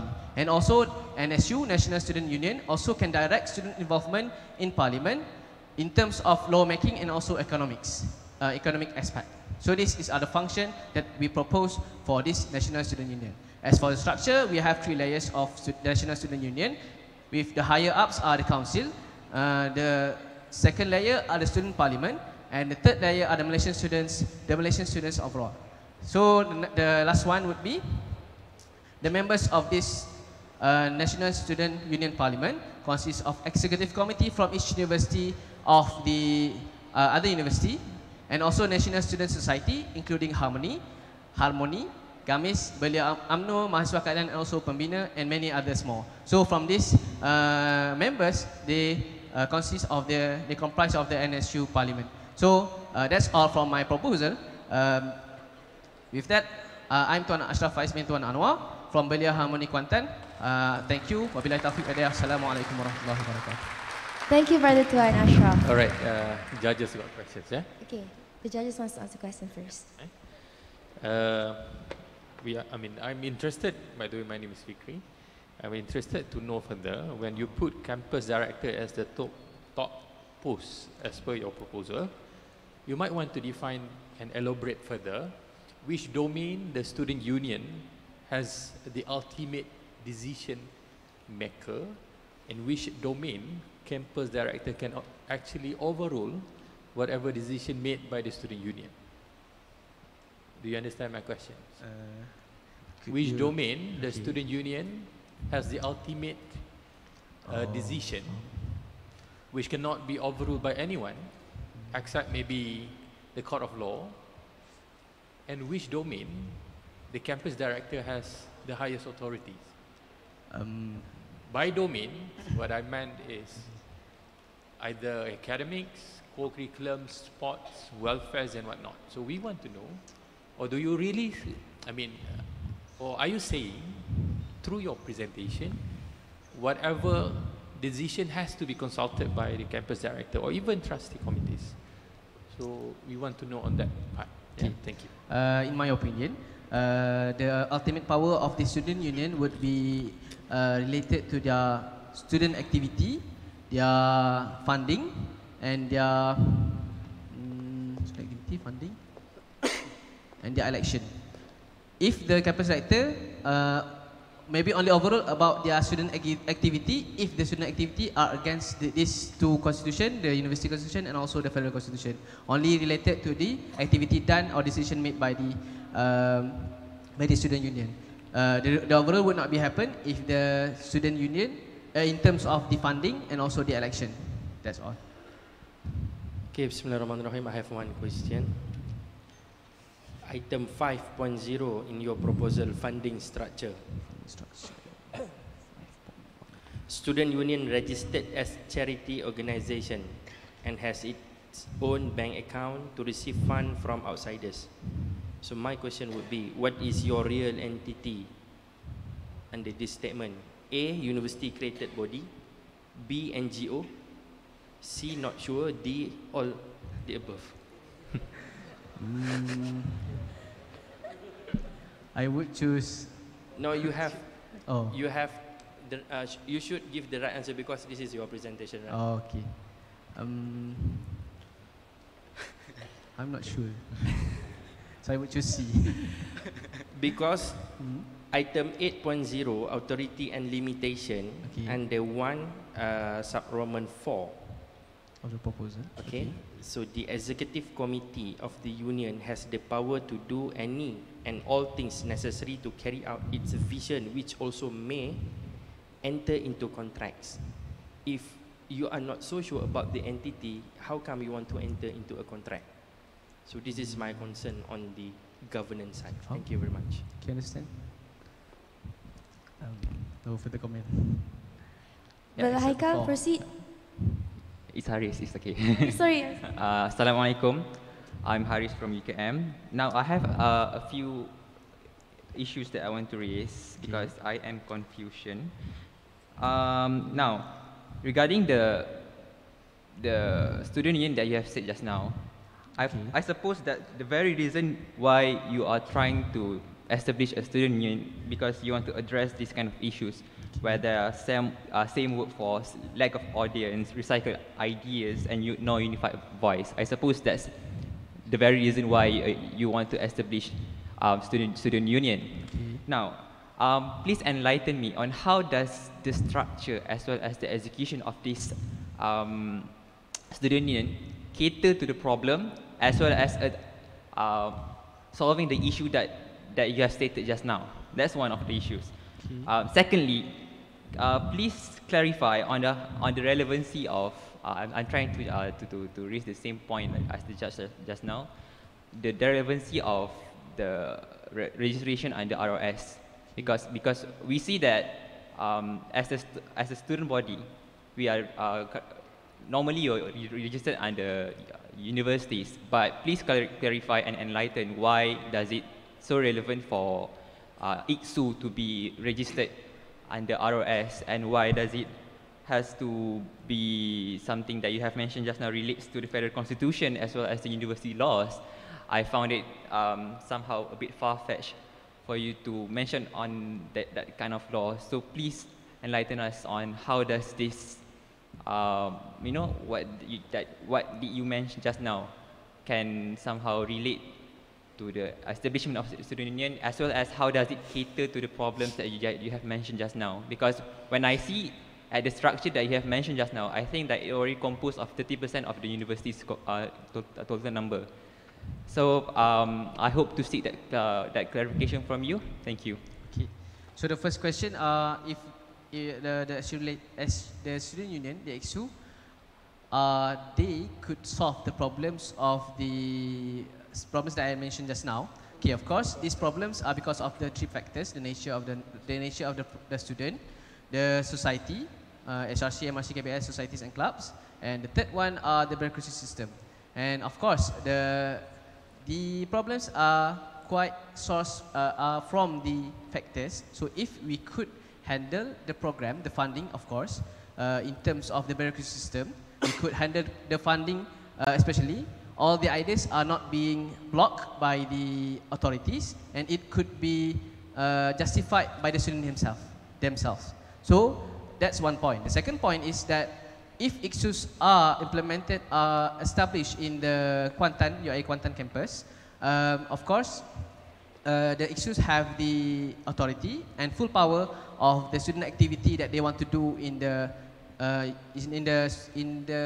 campus. So, from that premise, they can object towards the building of the human capital in IIM Kuantan. So from that, it could lead to a massive workforce, since all the students are involved with the student activity. And also the lack of audience, it will be unified with the IISU establishment. So that's the first question. The second question, relevancy registered under ROS. We think that the relevancy are related to the mechanism of check and balance. If they are proven of abuse or violation of power by the either from the trustee board or either by the executive committee, there would be have the general meeting, and this general meeting are required in order for the societies to be registered under ROS. And if the students have if the executive committee or the trustee board violate that power, the students could protest by not attending the general meeting. Next would be lead to the what do you say, pembubaran of this IISU. The apa pun ni tinggal. Itulah. So that's my answer for that relevancy of registered under ROS. All right. Just a bit to the issue. Now you say that you want to create IISU because you want to address the kind of problem, because you want that recycle ideas and whatnot. Then why do you choose to detach yourself from the main campus itself? Because the idea of detaching yourself to the main campus and creating your own IISU can solve the problem, because I see that when you try to detach yourself from the main campus, you are limiting yourself, or you are restricting yourself to the networking that can be made possible if you are being together with the main campus. And this is also can solve the problem regarding that recycle ideas, because you are not just in the same campus anymore. But I guess that's my suggestion. Thank you. Okay, thank you, Brother Harith. The brother in the middle, yeah, you may proceed. Hello. Assalamualaikum. Bismillahirrahmanirrahim. My name is Ikwan bin Zulkifli. I am representing from IIUM, University Utara Malaysia. So my question is regarding the fund. I would like to know what's the control, like how are you guys going to control the 5 accounts stated before? I mean, what will you guys actually do in order to maintain the transparency, maybe audit? And if you guys are going to audit, will you guys use only external audit or both internal and external? Okay, thank you for the question, Ikhwan. As for the funding structure, we have the internal and external audit. Internal from the finance division of IIM Kuantan. As for the external audit, from the auditors appointed by the trustee board, if it is required for the issue. Then for the it's internal external audit. The control by the treasurer, and of course with signature from the, since we are registered under ROS, so from the CJ beranak daripada ROS tu, from that ROS acknowledgement, we could establish an account for respective banks, and from these banks it would require us to have signature from respective officers. So in order to excuse to withdraw some of the monies, they would have to take the signature of the executive committee or maybe from the trustee board. So that's what are we proposing. Okay. Brother on the left. Yeah. Bismillahirrahmanirrahim. My name is Daniel bin Zubir. I'm from IIUM Kuantan. I have a few questions regarding the trustee board. Okay. So my first question is, what is your opinion? What is your story about the autonomy in this student union? Because in the trustee board, you are including university appointed officer and external committee with voting. So I'm not sure if you have already explained it, but where is the autonomy? So that's the first question. Okay. The second question is about the trustee board also.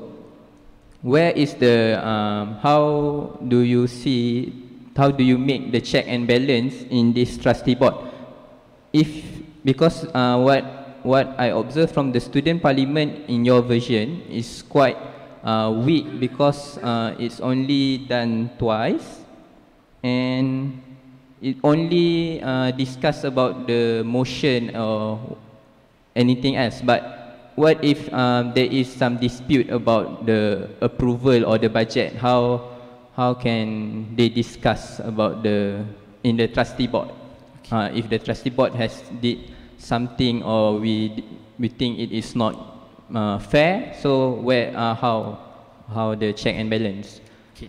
That's So, just the question. The last question, very okay. simple. What is the difference between student committee and executive committee? Because so where does the student committee comes from?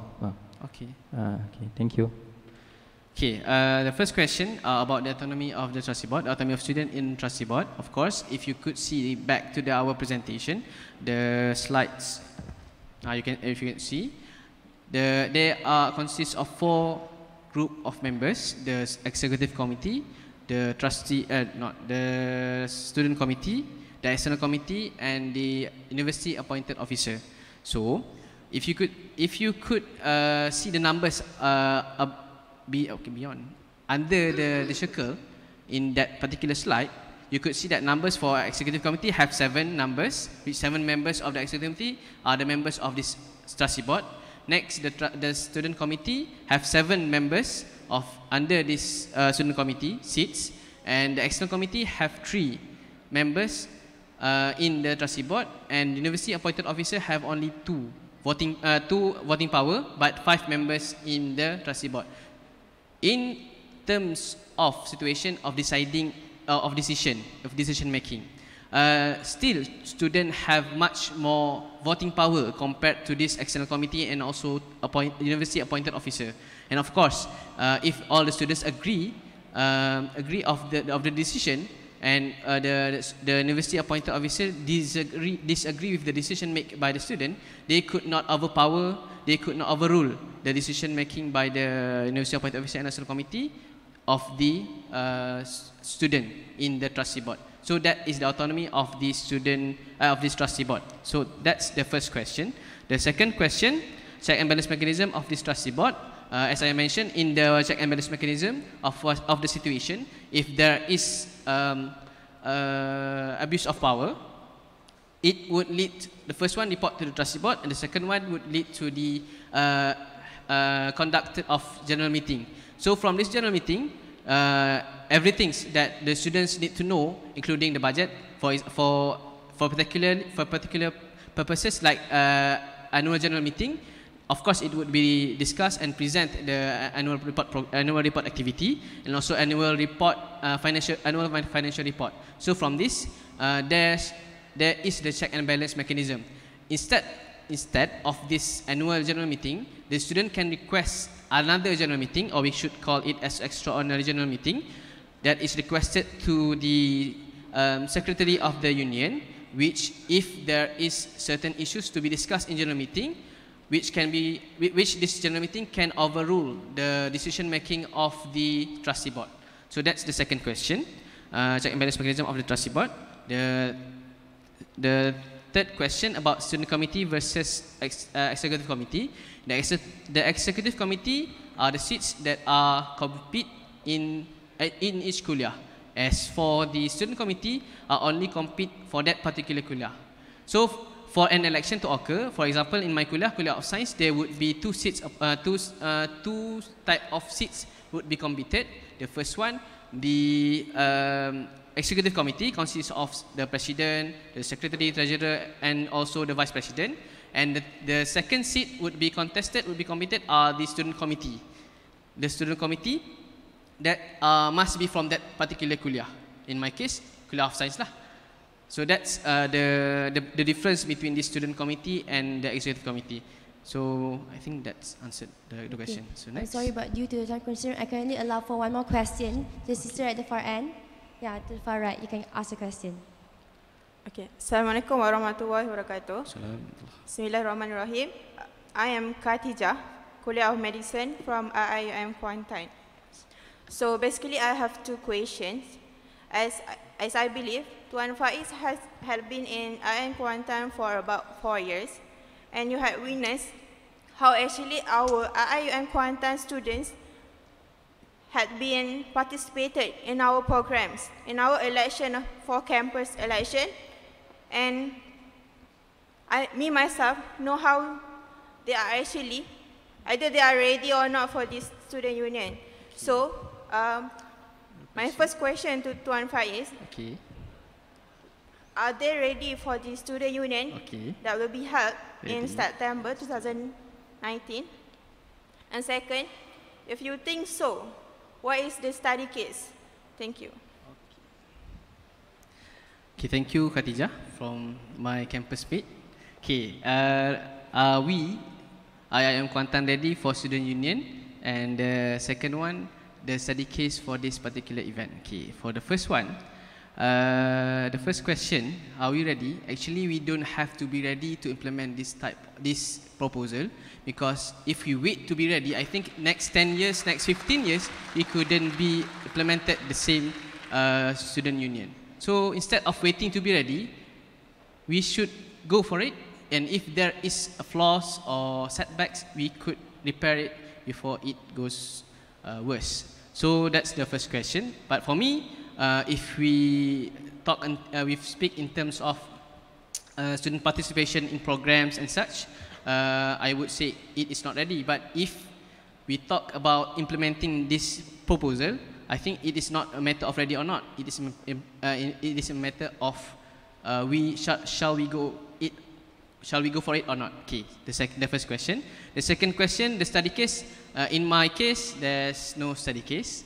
Sebabnya because there are no particular reason kenapa why we should for this if we're ready. So that's my answer for this for the questions. That's all. Thank you. Okay, I'm sorry, but the time for the Q&A session is up. So maybe next time. So that wraps it up for the presentation from representative of Harmony Kuantan, Brother Tuan Ashraf Faiz bin Tuan Anwar from Kuliah of Science.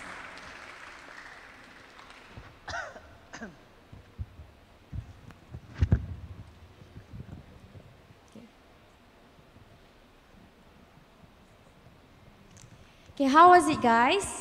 The first two presentations after the lunch break. Are you guys still okay? Are you guys sleepy? Good. This sister is not sleepy. That's very good. So if you need to go to the toilets are at the right and left, the left and right and left side. Okay. So I just want to remind you that those who wants to ask question, please make sure that your question is straight to the point. Don't go around and when your question is usually very short.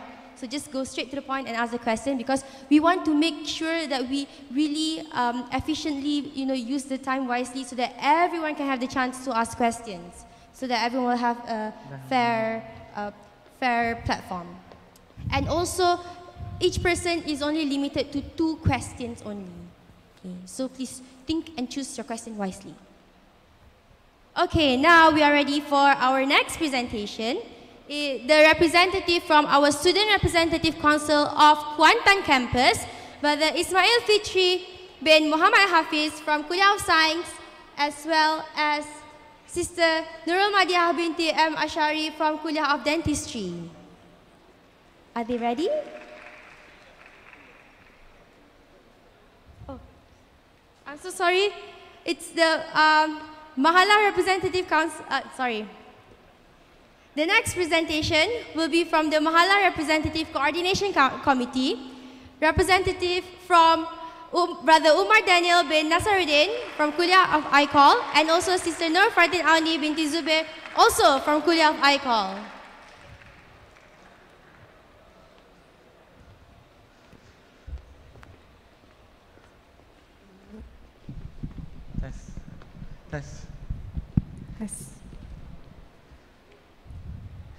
Bismillahirrahmanirrahim. Assalamualaikum warahmatullahi wabarakatuh.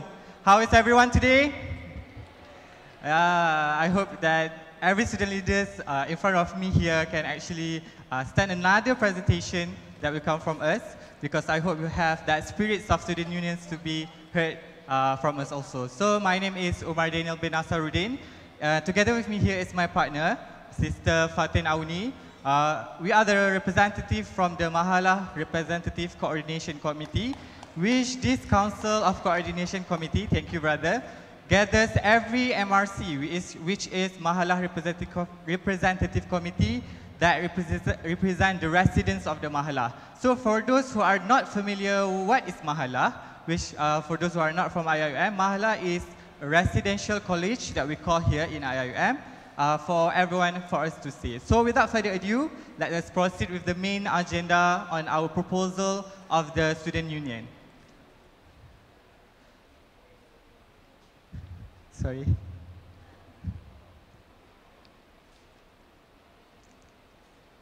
Do you have our proposal? Okay, thank you. So everyone, as we can see, our stand from MRCC is that we do not neglect the fact that we have our own student union in our current context of IIM. We do not deny the fact that there is a total absence of student union spirits in our own IIUM today. Because of what? Student Representative Council, Kuliah-Based Society, MRC, and other societies and clubs in IIM already operate as such, the student unions already aspire. However, we can see certain loopholes or lackings of current structure of the student society that make us want to establish the student union that we aspire. So these are among the loopholes that we can see here. The first one is the voices of the students themselves. Because of what, everyone? Because today, with the current situation, we have Student Representative Council. We might operate, execute everything that we want as a student, but once the authority of the administration say no, so it becomes a no. So when we are going to establish the student union ourselves, we are going to make the students at the same level of the administrative, where we can channel our voices straight forward, not without any limitation. And second, everyone, it's about the interests of the student themselves. We can see here that every of the students in IIM, they have their own interests, niche area of the what they are going to do, because we have 120 societies and clubs in IIUM. However, it does not fully or properly operated, because we are divided into many societies in IIM. So with this establishment of student union that we aspire, we want to create or gather all these interests to become one, so we can share the interests between all the students in IIM. And the third one is about the inclusivity. As I said just now, we are separated between departments, between family of our students, because I know and I believe that every student in IIM, they love to join programs, they love to do activities, they love to develop themselves, but we do not have the uniformity and inclusivity towards every of the students, because we are separated between these societies and clubs. So the student union that we aspire, we want to include and we want to uniform everything in this IIM, which pertaining to the students.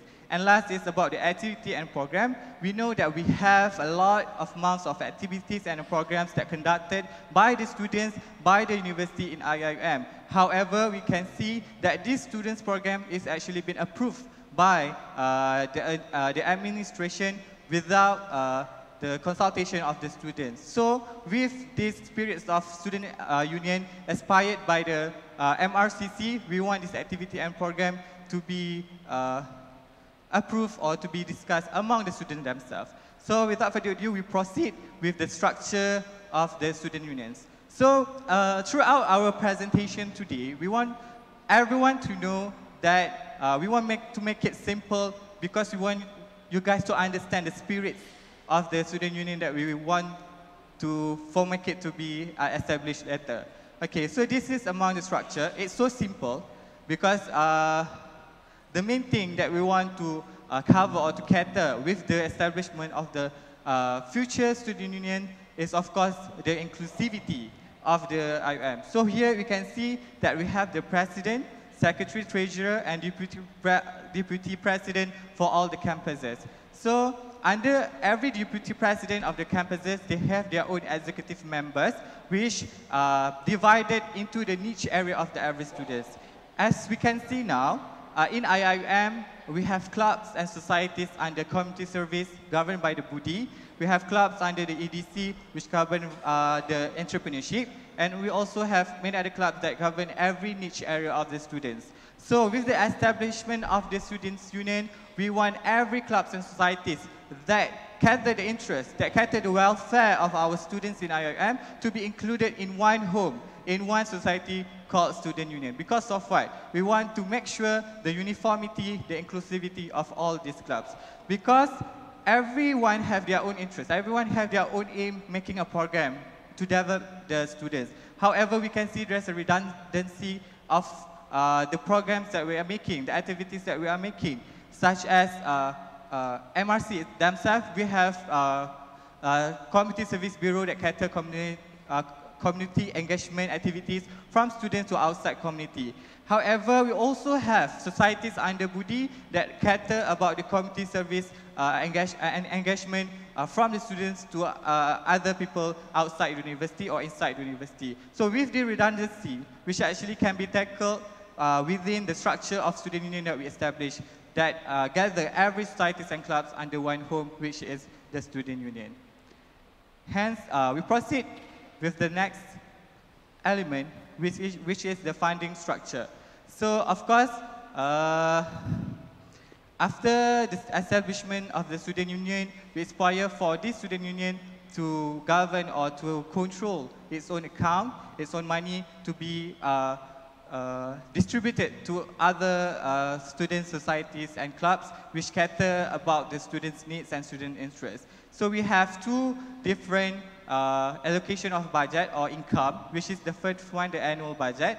So the annual budget comes from two sources, which is the first one, of course, from the government, because we know every budget that been decided by the government every year among to the universities around Malaysia, among them need to be distributed for students' activities. So we hope with the student union establishment, we are still entitled for that money from the government. And secondly, of course, from the student fees in themselves, which for the college or other students' activities for the students.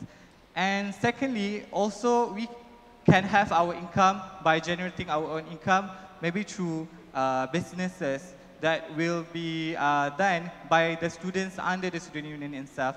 And of course, after we got the money or we got the income from these two sources, we will distribute the fund accordingly for the students, societies, and the clubs. That's simple. And next, for the membership of our students' unions, all students of IIM will automatically be under the student unions, will be governed under student unions, which comes from the postgraduates and undergraduate students. And these members of the students will register automatically when they first come to IIM or first they enter of the IIM. And of course, besides all the students, we also have the executive members, as we mentioned in our structure, which will run activities for the student and manage every welfare and development of them. And this is a shared governance that we hope that executive members of the student union do not have the full power to do anything that they want, because the main power is from the students themselves, which is every one of us, not totally amount to them. Because this shared government will aspire for everything to be by the students and also for the students.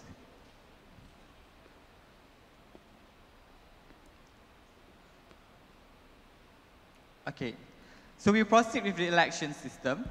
So as you guys see just now, we have the general seats, which consists of the president, deputy president of all campuses, and also secretary and treasurer, and of course, every of these main executive member will have their own offices that will help us to operate the students' union. So for the election of system for these main bureaus or main executive member, we will conduct a general election for all students in the university. So it's like always we do for the current SRC, right? And the second one is the 8 divisions of the niche of the executive member for the IIM Gombak, because every campuses can have their own executive members differently according to what they need in that campuses. For Gombak, we suggest that it should be divided into 8 different divisions or niche, just like I stated before. And every niche or every executive member will decide it among the shura. So what shura? So as for now, for example, MRCC, we gather all MRCs in IIUM. So we have MRCC. So every time we have MRCC, and the MRCC have their own shura to discuss about the general issue or specific issues of the residents of IIUM, of the residents of the all mahala. So within this shura, they will select a representative, or they will discuss among them to pick a representative to represent them to the executive, to be the executive member of the students' unions. And of course, it's not among the presidents only. They can also suggest a name that they think which is relevant for them to be sent to be the executive member. And this shura is not merely operated or just merely conducted by them, but they will be attended by special election committee, which will monitor and supervise them about how the election of the representative for every niche will be conducted. And that is the election system for the 8 division or niche for the Gombak, and maybe 3 niche, 5 niche, like for the other campuses that suit them to cater the students' interests and activities and program. So for the next presentation, I will pass the floor to my partner, Sister Fatina Uni. Okay, thank you, Ma. So for the next one, we are going to continue to the authority and limitation of the student union itself. So the first is in regards to the authority of the student union. Firstly, the student union have the authority to in the policy making, in which the policy is the policy that benefited for the student, and this policy should require the 2/3 majority of the member, the present member of the UIA. And the second one is that the student union have the authority in approving the program, in which in order to approve the program, they have to look upon the program itself, the nature of the program itself. In regards to this matter, this is to avoid the redundancy of the nature of the program that was conducted by every society and club in the IIUM. And the last one is the student union it become the body in which it is for the student to channel their problem, and we as a student union will act as the authority to solve the problem together with the highest authority. And in regards to the limitation of the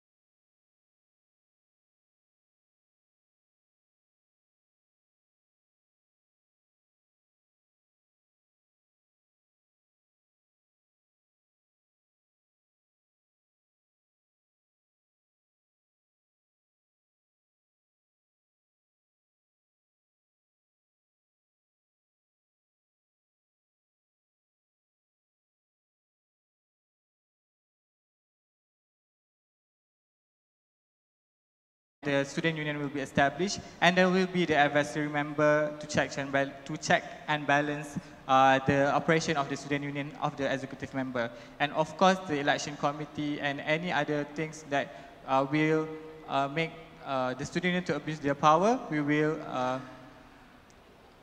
exclude them from the establishment of the student union that we aspire from MRCC. Okay.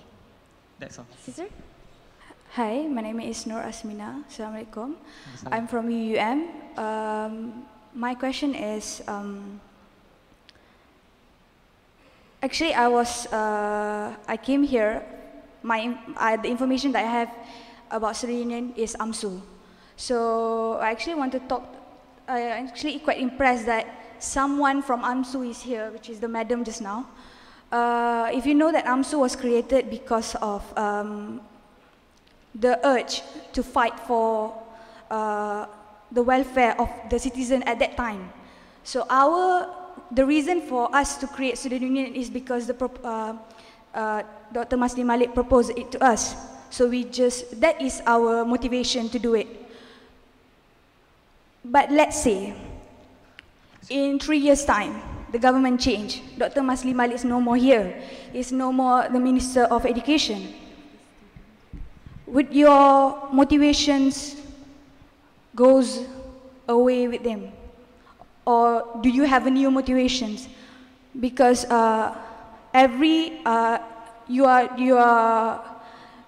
are student union for 1 year, let's say. So the way you handle student union might be different from tenure after you. So you have a different system.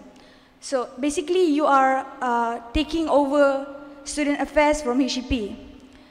We don't have any knowledge on how they do everything they do for these past years. So what are the preparation that you have made? Have you go and study? Have you sit with them for months, see what are the systems that been used? What are the things that you can improve that a problem with that systems, and how you're going to improve that? Or if you don't have that, do you have a white paper? If you all know about what is white paper is basically like a guideline, or like how things is done, like a SOP, because basically there are some university, even though they have HEP for years, but they don't have proper SOP in doing things. So if they don't have SOP, how are you going to make a reference on how you're going to take over these things when you are in power? Thank you. Thank you, sister, for your question. I really like question because it's actually, I really like it. First of all, I want to say that IIUM Student Affairs and Development, we have our own SOP, so I'm thankful for them for following that SOP forever and always. However, about your worries or your concern about the establishment of student union, can we actually take that responsibility from the officers? Yes, we can know that the independence of Malaysia ourselves, we do not suddenly go into our own governance, because we learn from the British even though they dictate us previously. So this is kind of situation that we are going to do, because throughout the establishment of the student union, we are not going to suddenly propose like this is the student union. Of course, there are steps moving towards that.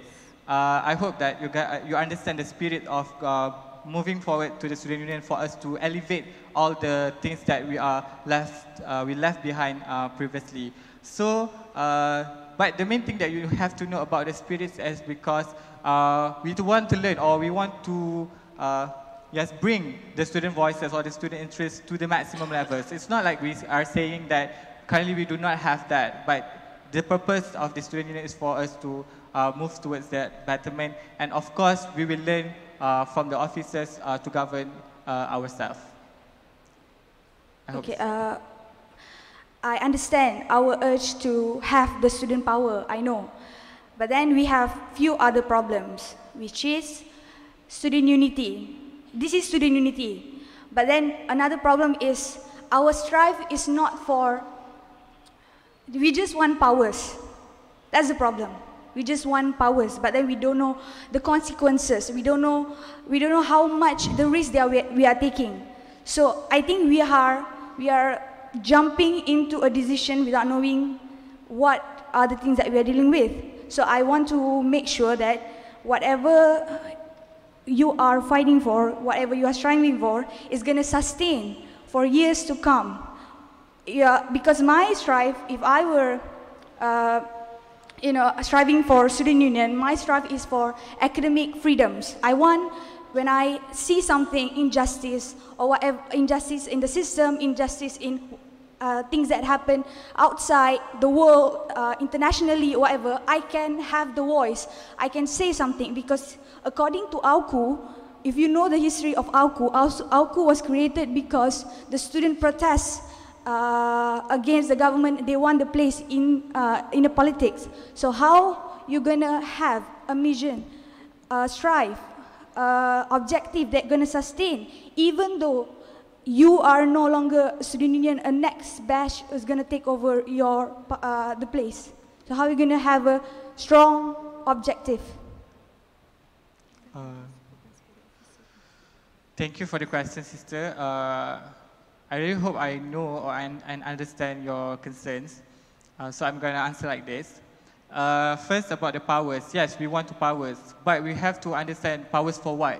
So my answer is powers to create a better environment for the students. That's the powers that we want here. It's not just merely powers for us to be the powerful students to dictate, to negate all the officers in IIUM or in the university. No, we are not going to do that. That's why we will be guru, and we will have that guide from them, because they help us so much throughout this year.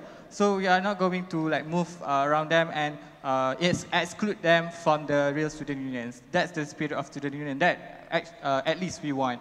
The powers for the students, not powers for us as the executive member.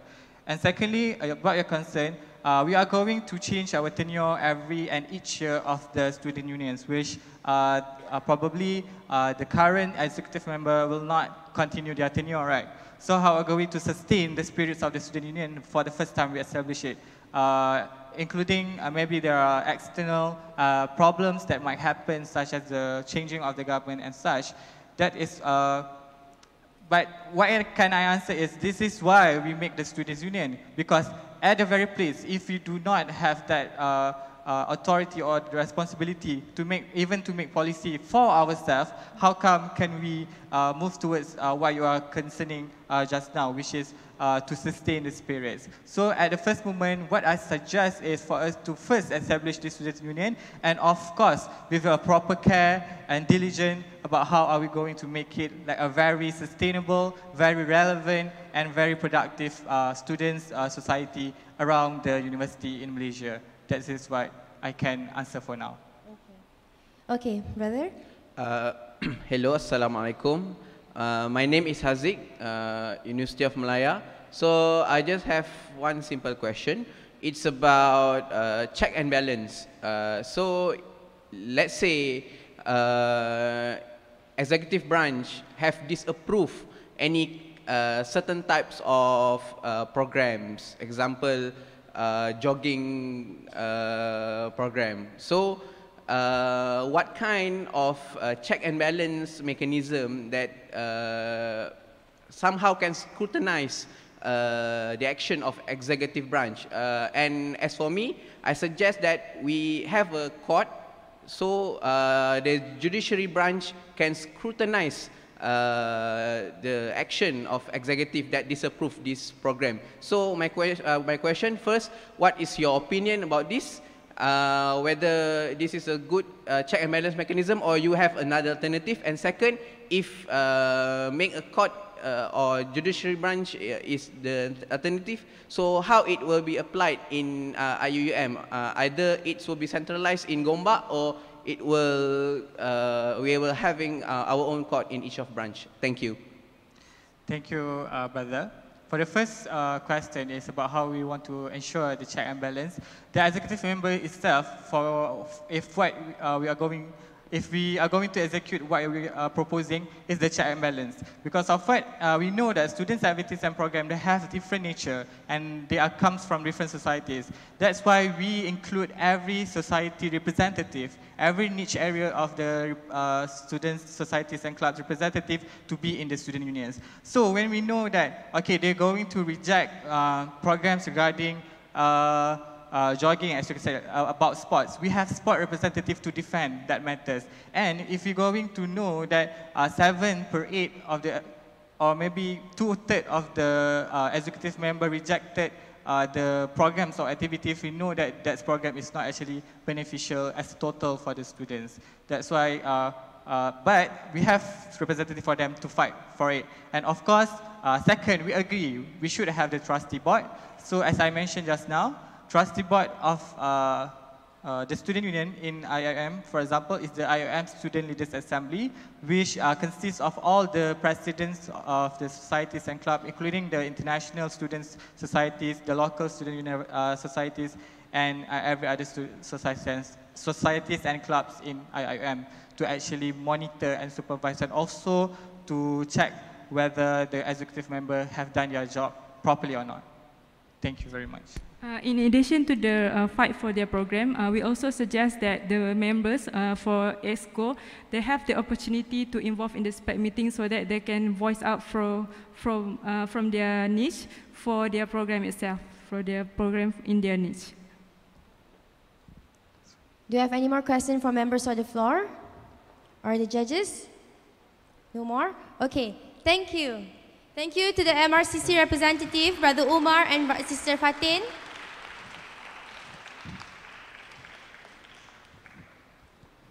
Another reminder, so please keep your questions short, straight to the point, and each person is only allowed to ask 2 questions. Also, the presentation is only for 30 minutes. The first bell will be rung on the 20th minute, and the final bell will be rung twice on the 30th minute.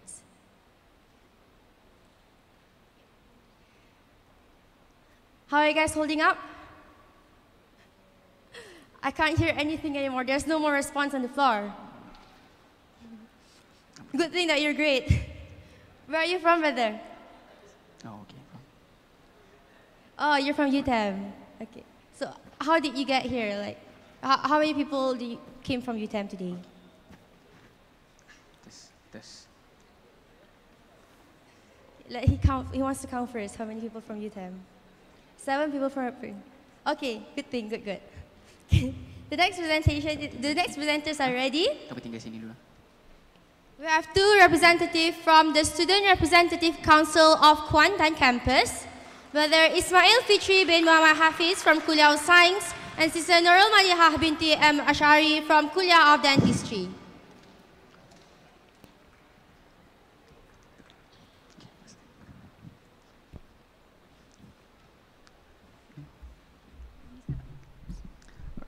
This, okay.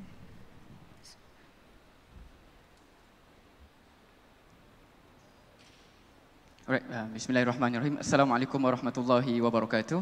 I bid to honorable judges, to all my fellow colleagues, and to brothers and sisters. Assalamualaikum warahmatullahi wabarakatuh. Rabbi shrah li sadri wa yassir li amri wahlul 'uqdatam min lisani yafqahu qawli. So, inshallah, we will be representing SRC IIM Kuantan, tenure 2018-2019. So, let me introduce myself. My name is Ismail Fitri bin Muhammad Hafiz, 4th year chemistry student, Kuliah of Science, and sister. I will introduce myself later. Okay. So, let's move on to the slide.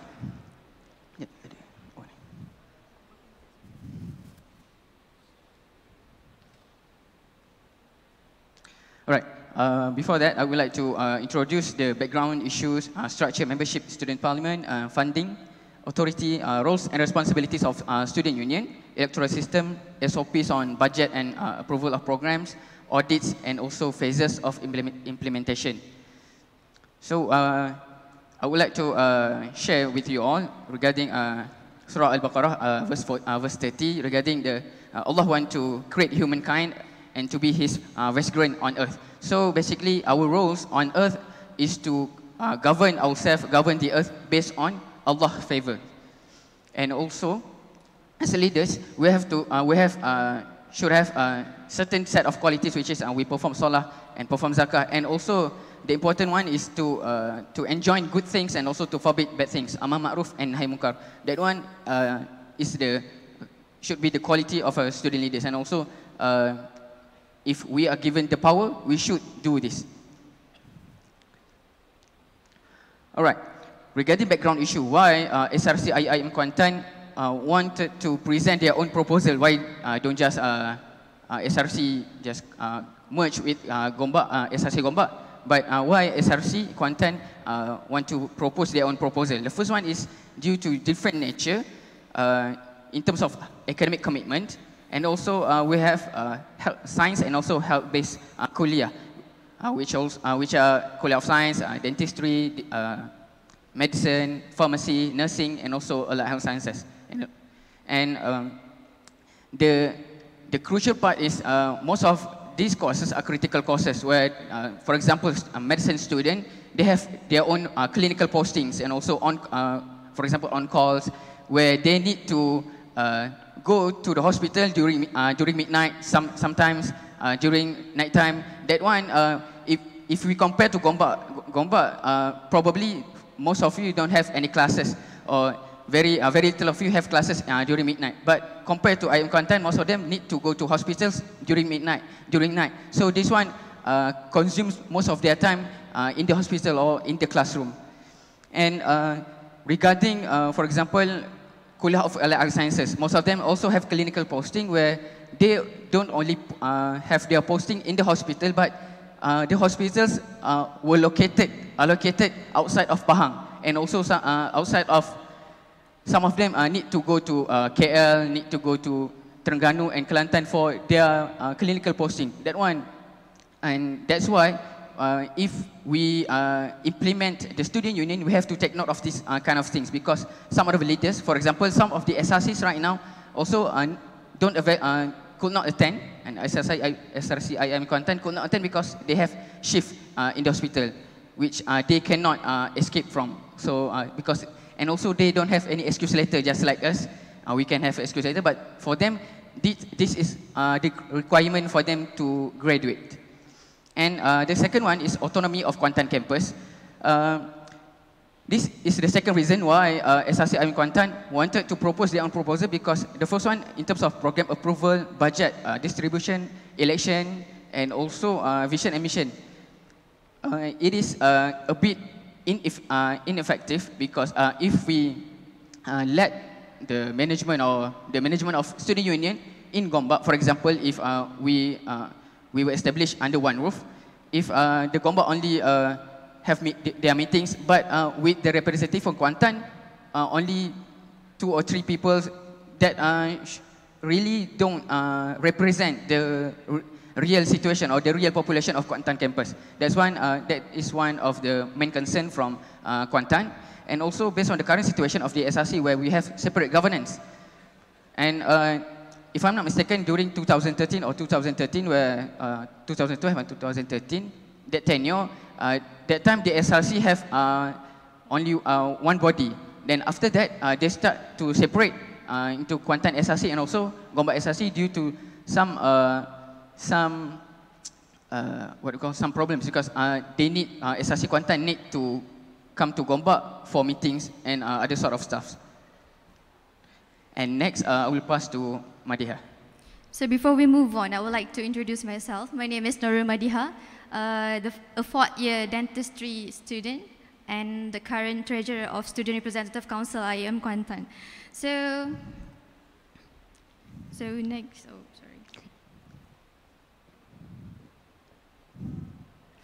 Okay, for the structure of the students' unions, basically we have 2 main entities, which are the executive and also the legislative. And we have 2 entities outside of the students' union, which are the judiciary and also the advisory council. So to have a better look at this, let's take a look at this beautiful circle right here. So we have legislative at the outermost circle, And then inside the legislative, we have executive, and also inside the executive, we have the main board executive. So each of these circles have their own roles and responsibilities, which I will explain later. So for the first one, we will go to the innermost circle, which is the main board executive. So member executive consists of the president, vice president, secretary, and also the treasurer. So the individual roles of these four positions are kind of same with any organization, in which the president will lead the students' union, the vice president will help in leading, and the secretary is in charge of the reports and so on, and the treasurer is in charge of the financial matters. So these four are mainly for these three roles, which is the first is to chair meeting. So if there is any meeting which includes students' union, there will be the one who is in charge to chair the meeting. However, if they are not available at the time or they do have any consequences, then they can pass on the task to other people. And second one, they are also they do have the authority to approve any students-related activities in IIUM Kuantan. And then the third one is to represent students' union, especially as we are going to suggest is that they are going to represent SU in the Senate meeting and also the intervarsities meeting and also the National Students' Union. For the next one, the executive, which is the second innermost circle, they consist of three entities, which are the EXCOs, Kuliah-based societies, and also the Mahala representative committees. So under the EXCOs consist of those who will hold each secretariat, which is kind of same with current Students Representative Council, and the next one will be the Kuliah-based societies. So under our proposal, we propose that there are 2 seats for this KBS, in which currently we have 6 kuliahs in IIM Kuantan. Therefore, there will be 2 seats for each KBS, and that makes it to be 12 members. And the proposed seats, the one who will be in these seats are the president and also the vice president. And then the third one is kind of same with the Kuliah-based societies, in which we propose to have 2 seats for each mahala. So currently in IIM Kuantan, we have 3 mahalas, which is Mahala Khalid Awali, Fatimah Azara, and also Kulsum. And we propose for them to have 2 seats, which make it to be 6 seats. So what are they in charge for? First of all, they are in charge of the program's approval. So you might confuse this with the role of the member executive. So let me explain more. So basically, this executive, other than member executive, they do have the right to sit in a meeting which approve the programs. But the one who have the real authority to approve the program is the member executive. So the one, the thing that I mean by absolute approval is the one who will sign the proposal. However, the other executive may have the right to justify why this program is approved, why this program is rejected, and so on. And then the second one is for registration and termination of societies. So any kind of student societies will have to, for them to register or for them to terminate, will have to go under the discussion of executive. And the third one, they will have to conduct major programs in IIM Kuantan, such as the Ta'aruf Week, which is the orientation weeks, and also we have IIM Kuantan Open Days and other major programs. And the fourth one is for them to handle a town hall. So basically, a town hall is open to all students for them to propose any motions, and these motions from the town hall can be brought into the parliament for the student leaders to discuss. And then the last but not least is to be the only voting members in legislative, which will be explained later.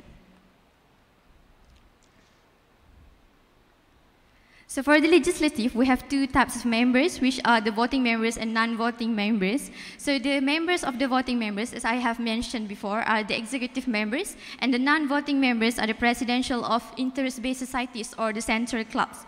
So their roles are to participate in students' parliament, and then they also represent the students' voice, and also to be a check and balance in the student union. So let's go on to the students' parliament. So the members of students' parliament are the legislative members, as I have stated before. So basically, the members are the representative from executive members, the Mahala representative committees, the Kuliah-based societies, and also the central clubs. So their roles are basically, first, to endorse the vision and mission, to endorse the vision and mission of Students' Union. And second one is to approve budget distribution. So basically, the one who will propose the budget distribution will be the treasurer of Students' Union, and they will have to present it inside the Students' Parliament, and they will have to be approved by the Students' Parliament. And the third one is to propose any motions. So for this one, we do have voting members and non-voting members. So only the voting members can vote for the motion. However, the non-voting members can also propose and debate on the motions. Next is to appoint staff to be in the advisory council. So advisory council will be explained more later, but the staff that we state here is like, in our early phases, we will need assistance from the management, especially because we lack of knowledge and expertise. So especially during early phases, we will need help from the HEPA and also from the finance, for example. And this will be discussed in the Students' Parliament, and the staff will be appointed in the Parliament. And then the next is to endorse the financial report, which will be presented by the treasurer, and also to be a check and balance in Student Union.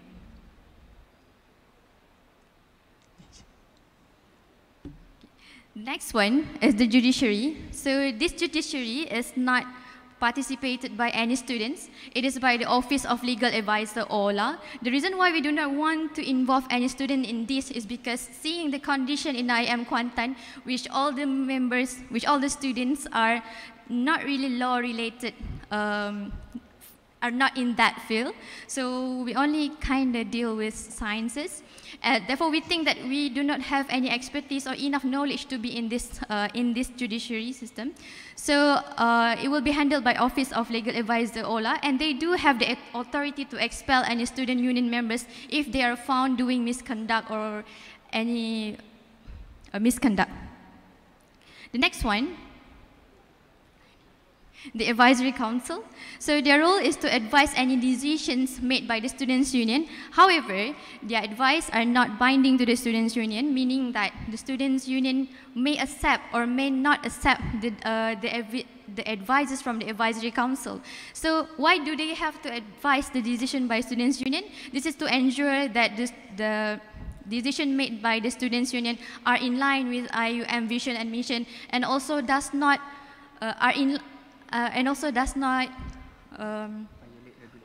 violate any regulation and rules. And also they are welcome to audit the annual report by the Students' Union. So the members of the Advisory Council are the Campus Director, Deputy Campus Director Student Affairs, Deputy Dean of Student Affairs of all Kuliahs, Principal of all Mahala, and also the staff appointed in the Students' Parliament, as I have stated before. So who are the members of Students' Unions? They are all undergraduate students of IIM Kuantan. And the membership is automatic. So.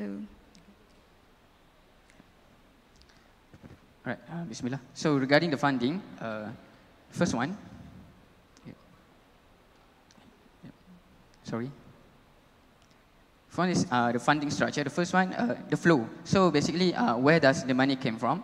So directly from the finance department of main campus, which is Gombak campus. So we directly transferred to the account of Student Union IIM Kuantan, and the bank account is fully named on IIM Kuantan Student Union. And also the funding sources. The first one is from the administration, which is the funds which are allocated for students' activities. For example, that fees that we pay for Mahala activities and also in Kuliah. So that one will be directly transferred to the accounts of Student Union. And cooperative of Student Union, basically the Student Union will make their own cooperative for business purpose, and also at the same time at the end of every year they will give the dividends to the students who are the member of the cooperative. And also business revenue, for example, if the Student Union have owns any kiosk, so basically they have that one will be one of their income funding sources for the student union. And another example is sponsors, where sponsors, any company could sponsor us, but there are several restrictions. For example, that company need to be Sharia compliant. For example, we can accept any fundings from Carlsberg, for example. So no kilang arak and kilang judi and so on. But others, we are welcome. And also regarding crowdfunding, so the student union also can do a crowdfunding for wakaf purposes or to help needy students and other sort of objectives. But at the same time, I want to add also, we will also not accept any funds from political movement or political party, because we want to try to be as neutral as we can in the student union. That one, yeah, the important one. All right, regarding, okay, the sources, so just like I said just now, any kind of funds intended for students' activities, and also the student union also have rights to manage their own fund, just like previous proposals, and also as long as it is being endorsed and also approved and agreed in the student parliament.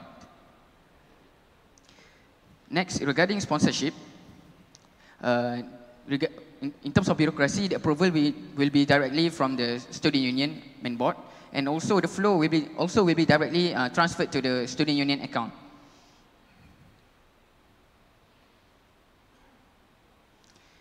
And for this particular slide, the establishment of Students' Union Welfare Fund, which is to help the students with financial problems. In IIM Kuantan, we have a movement where we call Infak My Part project, which is In Part project.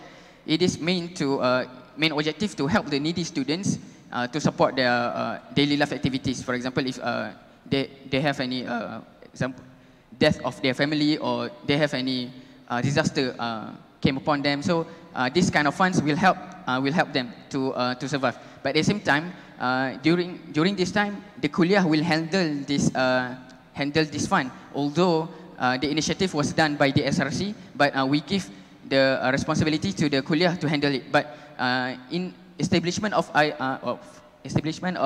student union, we propose that the student union will fully handle this particular fund, which is the Student Union Welfare Fund. All right, regarding the authority of Students' Union, the first one, in terms of program approval, of course, and also I would like to say authority and also responsibility of Student Union. So to approve program and to receive their own fund, and also right to manage their own funds, and to receive donation, involved in Senate meeting, any kind of Senate meeting or any kind of meetings that probably will affect the students' welfare or will affect the students' movement, and fair usage of facilities. Why I said this? Fair facilities in terms of transportation and venue, because in certain cases where if the students' organization already booked that particular venue, but at the same time people from outside came to book for that place, and they pay to IIUM, somehow based on a certain study case, that venue cannot be used by the students. So it is given up to the outside people, and to centralize program, of course, to reduce any redundancies, and also as an official body registered under ROS. Next, in terms of freedom of speech, and also issuing any media statement without consent from any parties. And regarding affiliation with administration, the important part is regarding excuse letter. So student union don't have any authority to produce any excuse letter, of course, because that was it is the responsibility or the authority of the kuliah. And also regarding, probably this is also one question for the judges also, and to all members of the floor, where if we want to make a program outside of campus, so OSHPI will be under the student union, or is it still under the management of university? But I think it is better to be under the university management. Regarding OSHPI, safety and health of the students, and also development. For example, if the student union want to make a walkway, so is it they can do as long as they like, or is it they must refer to the management of the university? And the next one is the roles and responsibilities of student union, where we see ourselves. The first one is Amar Ma'ruf and Nahi Munkar, to empower students, taking care of student welfare, coordinate all existing student-based societies movement in cultivating knowledge and also intellectual discourse, organize and cultivate events for students, and also transparency.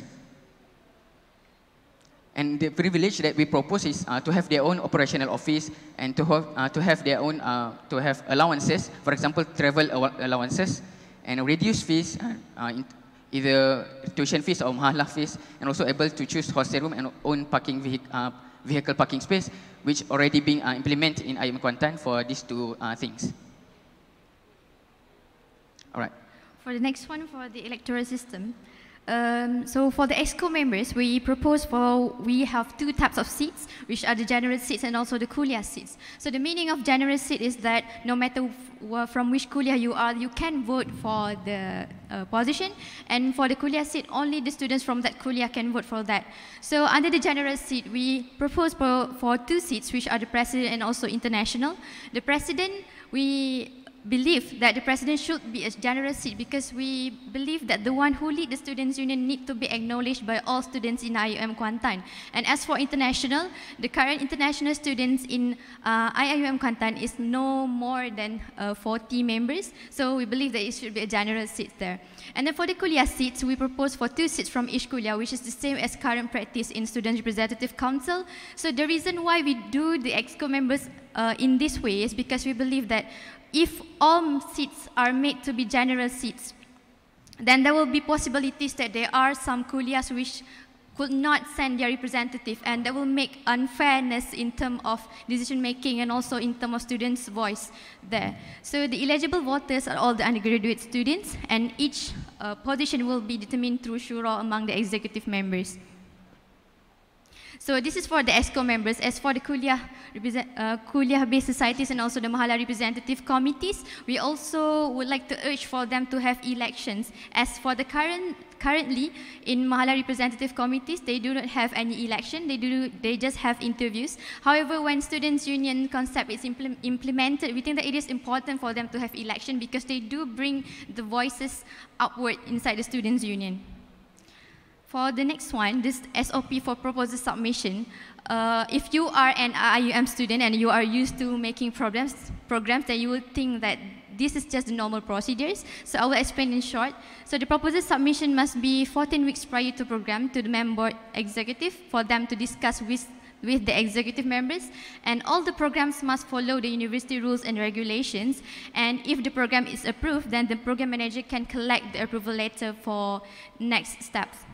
And as for the SOP for budget request, it is kind of less the same, in which the budget must be written in the proposal and they must be submitted 14 days prior to the program, and they must amend and resubmit if not approved. And if the the budget is approved, an approval letter will be issued. And if they need the money before the program, they can request for advancement. And after the program ended, they have to send for financial report. Next one will be the audit. So the audit will be presented annually in the annual general meeting and also the students' parliament. So there are 2 types of audit which we propose, which is the internal audit and also external audit. So internal audit will be done by the treasurer of students' union, and the external audit will be done by the finance department, the staff from the finance department, and also the advisory council. However, we would like to welcome if any other outside entities who would like to audit the finance of the students' union. And this report of audit will be presented in the students' parliament and also annual general meeting. So for the additional matters, so for the first one, for the semester and block system, so I'm not sure if you guys know it yet, but in IIUM Kuantan we do have 2 systems, which is the semester and block system. So this results in different timeline in their studies. So there are times when semester system are having break, while the block system still wants to propose for programs and so on. So at this time, when the semester students are having their break, the approving authority will be handed over to the representative from the block system. And also second one is assistance from university administration. As I have stated before, we are still lacking in experience, especially in these early phases, so we will need assistance from them. And the third one is additional right to other societies. So all other societies have right to seek funds from the parties inside or outside of the campus, as long as they do get the approval from the member executive from the students' union.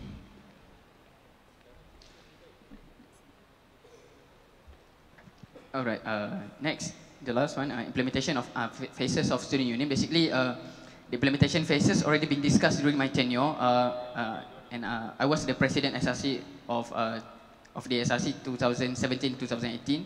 So during that time, we all, among the main boards, we already discussed regarding implementation phases, but we didn't go for proposal, not yet.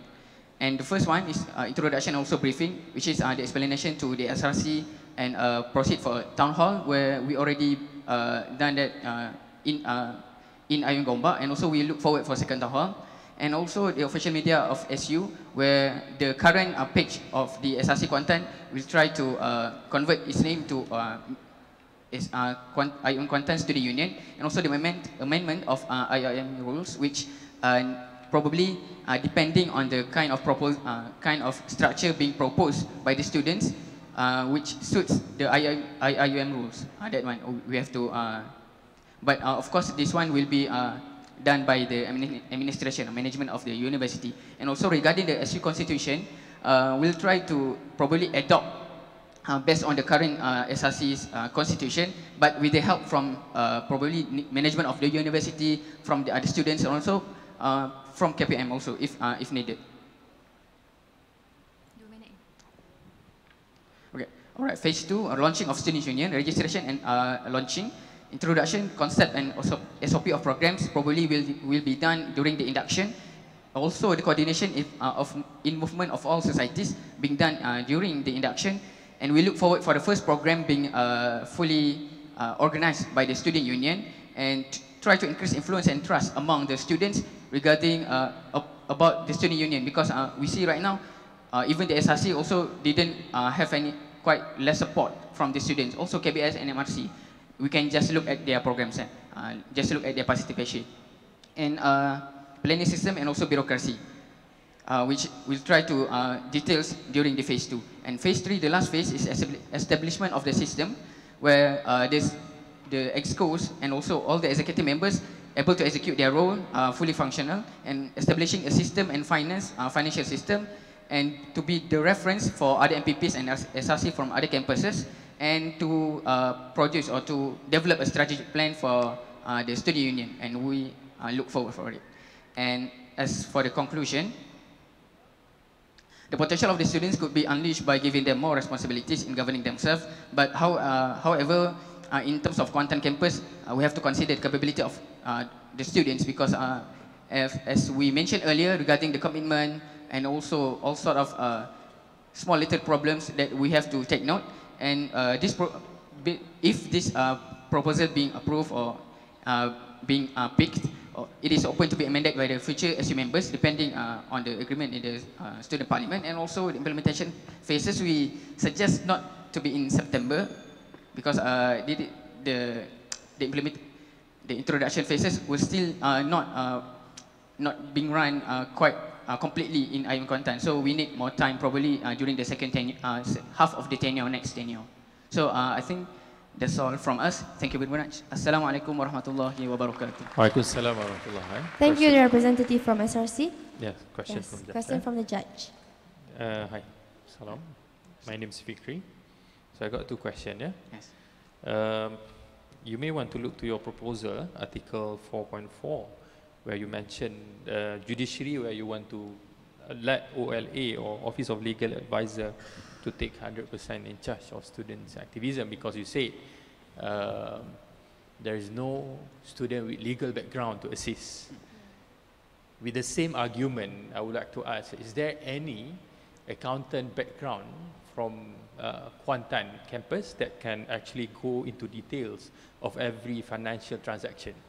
Because I can see when it comes to financial, you want to 100% control all over it. But I don't see any accountants background related courses in your Equantan. So with the same logic, can you might explain how come you agree on financial, but you disagree on law, right? So are you saying there is double standard? Are you saying accounting is easier than law? Please enlighten me on that. Second part is, you may want to refer to Article 15.1a. You mentioned any proposal submission date must be 14 weeks. I repeat, 14 minggu, 14 weeks before the date of the program. I strongly disagree with this. It is a backward step, not a forward step. You might want to look into that, yeah? Okay. And then, yeah, maybe you want to answer that one first. Thank you. Thank you very much, Brother Fikri. All right, regarding the second, we really want to apologize because that one shouldn't be, there shouldn't be any mistake regarding the, actually it is 14 days, not 14 weeks. And also the first question regarding the financial management on how do we get, because we just agree regarding the OLA judiciary, but how about financial?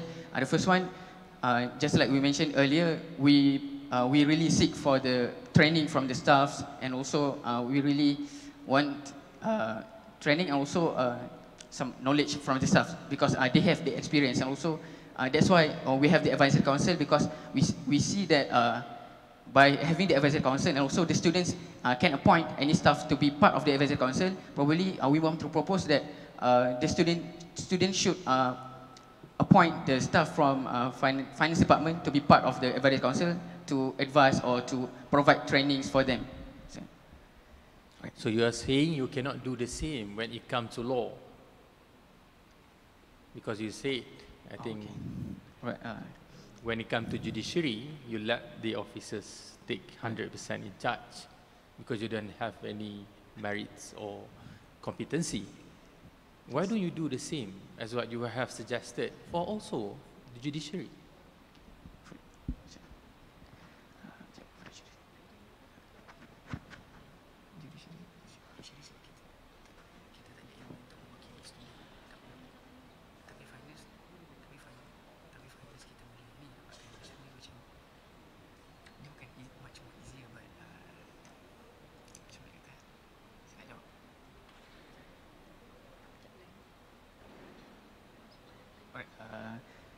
Probably, if there are any other question, mungkin MC kita will try to Okay, answer this. we'll get back to that question later on. Okay, we have the brother on the left.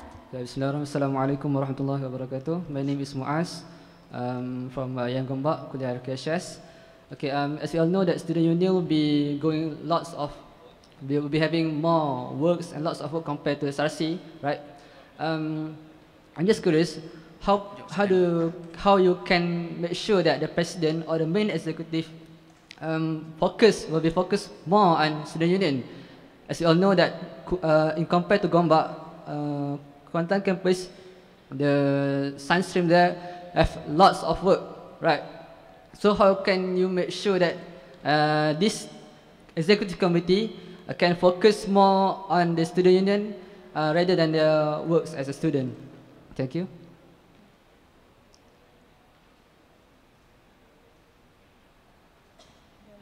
You want to answer the question first? Yes. Yep. All right.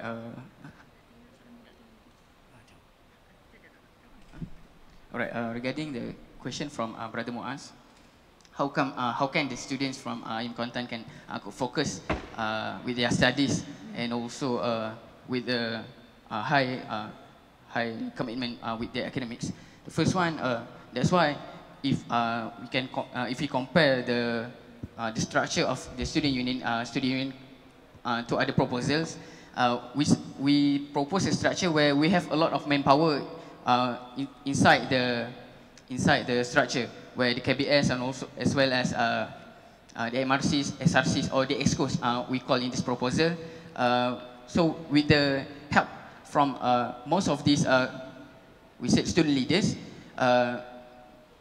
we figure out probably it will help the students to help the busy students to cope with their tasks and also jobs. Probably that's one of the thing that we thought. This one. Is it answer your question? Is it? I mean, like many executive have the power to approve the program.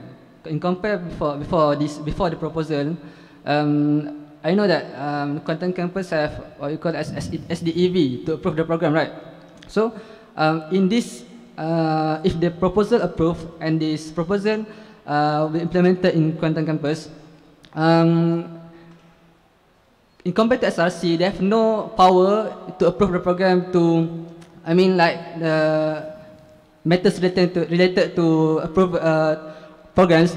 But in this proposal stated that they have the power to do so. So it will be lots of more works, right? So how can they,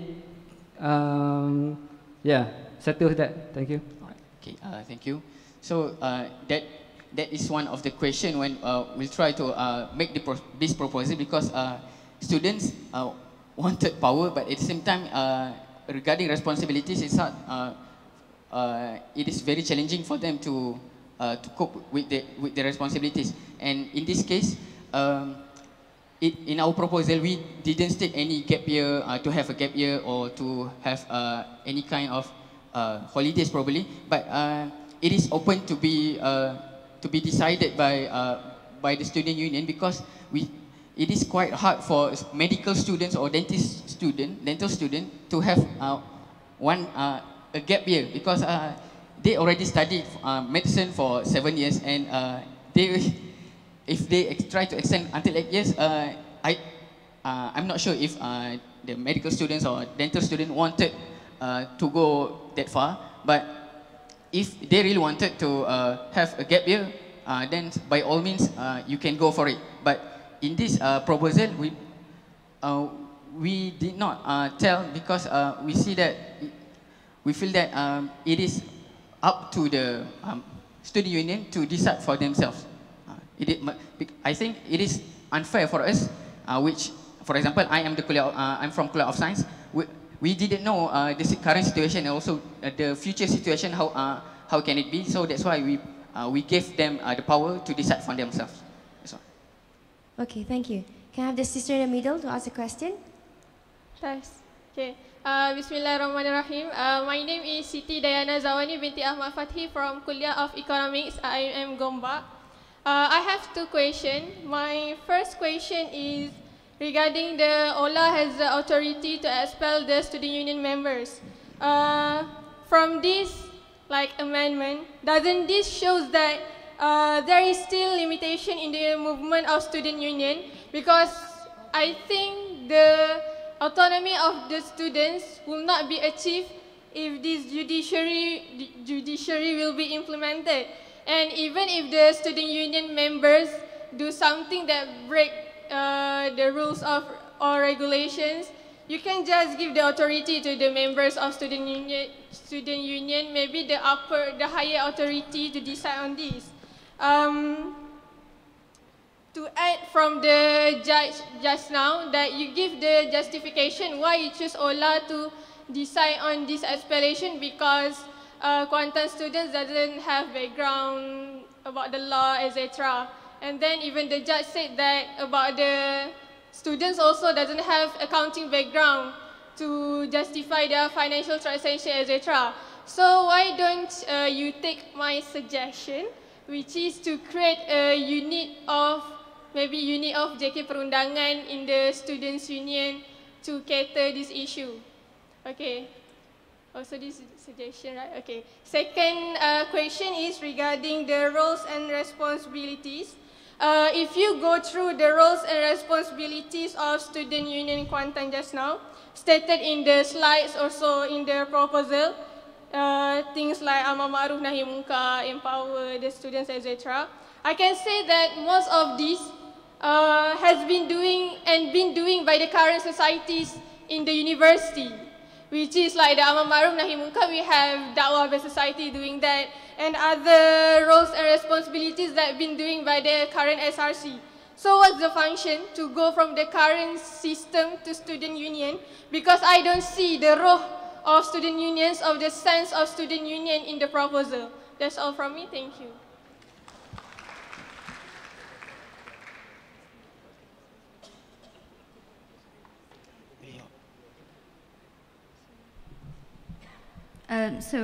I would like to respond to both of the judge and also the students. First of all, I would like to thank for the comment and also the question.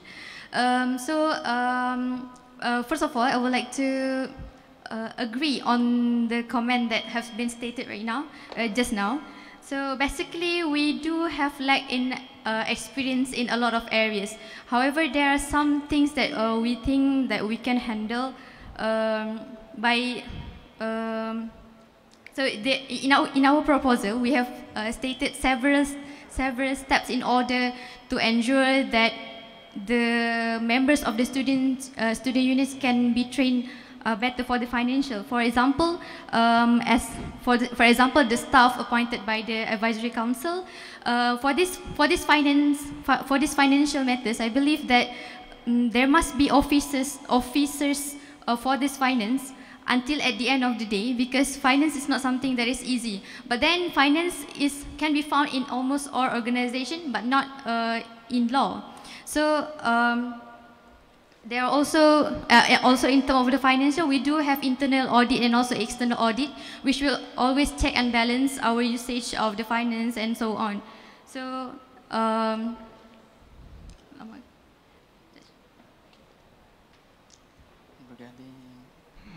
and as for the judiciary, they will only be referred to the judiciary if they are found doing misconduct or breaking the law. So as for the one that maybe the other members think that this one is you cannot do it like this, they can always discuss about it in the students' parliament. So where students' parliament is a method to do check and balance for the student union.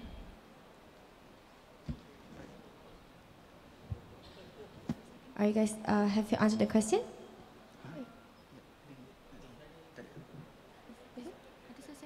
Is there any second question yang tadi? No. Okay. The second question about the roles and responsibilities that I mentioned just now. Okay, so for the roles and responsibilities, it is basically to reduce the bureaucracy inside of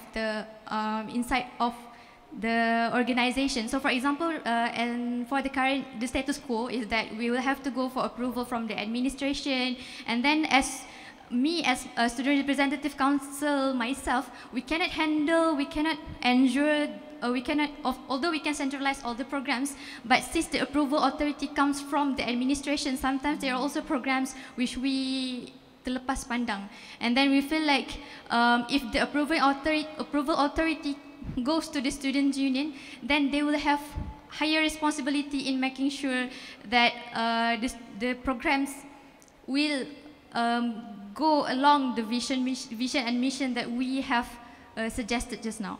Okay, I think that marks the end of it. We have to stop the Q&A session right now because it's already past the time limit.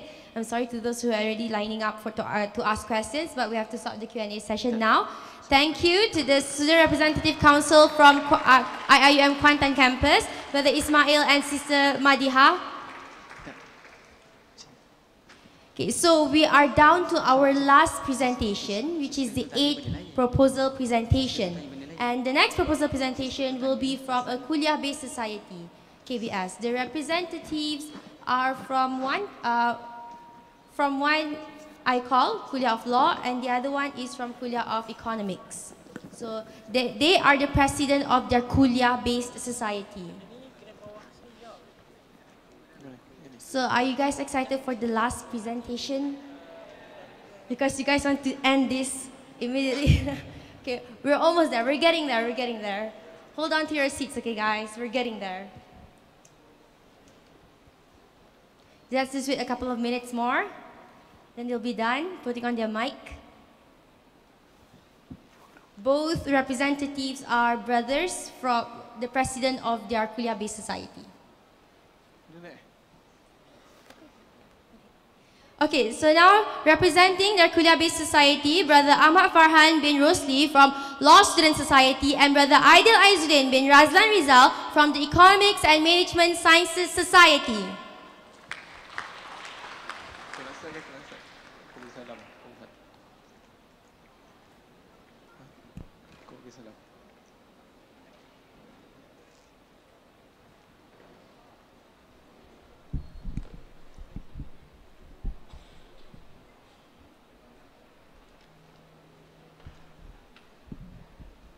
Okay.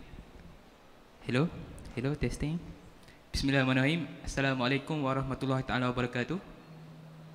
Okay, my name is Muhammad Lukman bin Muhammadi. I'm from ICT Student Society. Bismillahirrahmanirrahim. Assalamualaikum everyone. My name is Ahmad Farhan bin Rosli. I represent the Kuliah-based society.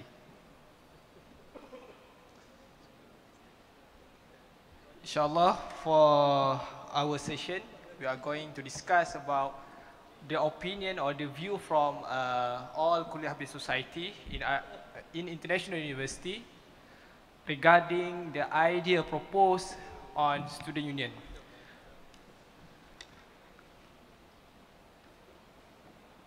So before we go in further in discussing our discussion, I would like to say something about this idea. Basically, this is not a new idea. We believe throughout the history, we have the biggest history regarding the student union. We have the golden era, which had been existed since the early 16th.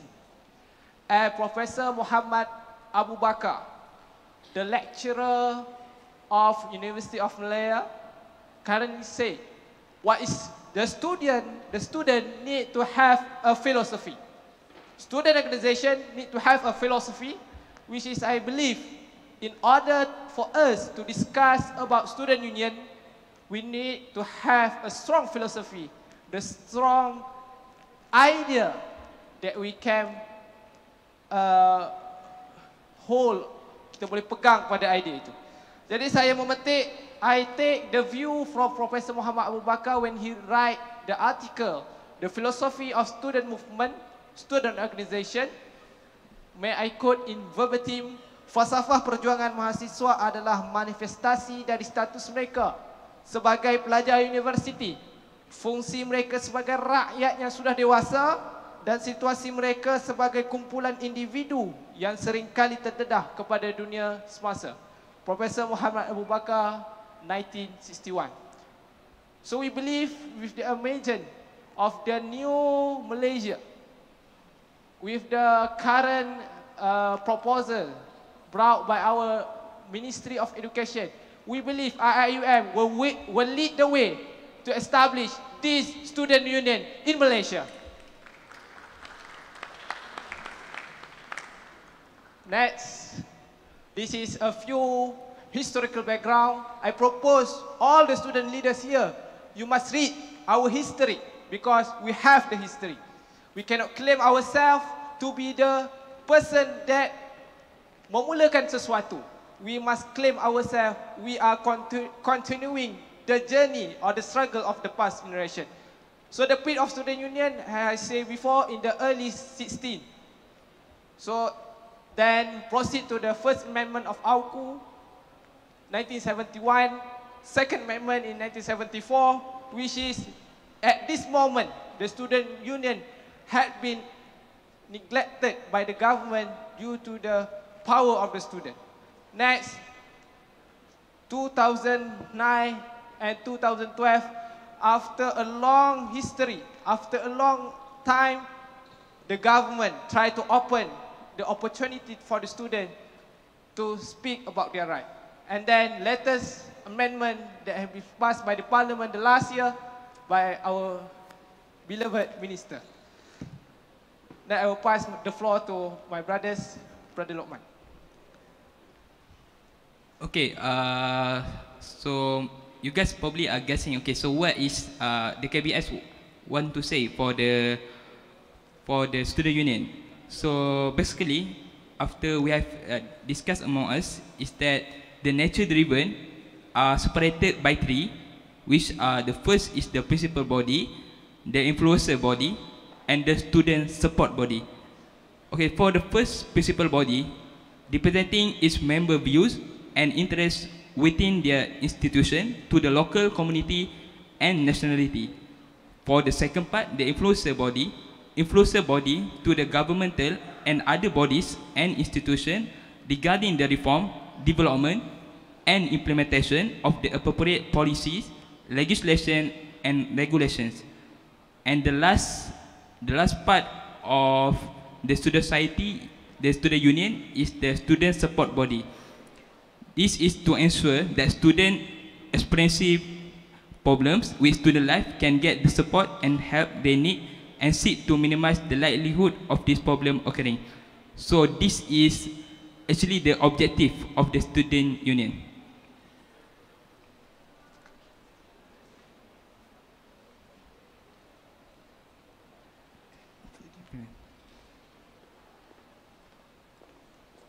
Okay, for the next part is the membership. So for the membership, we have come up with three rules to be the membership, which is the first one is that all registered full-time student IUM belong to student union. Any members shall exercise his right as a member. And the last one is that student union committee shall abide by the constitution and shall not act in any way inconsistent with the responsibility.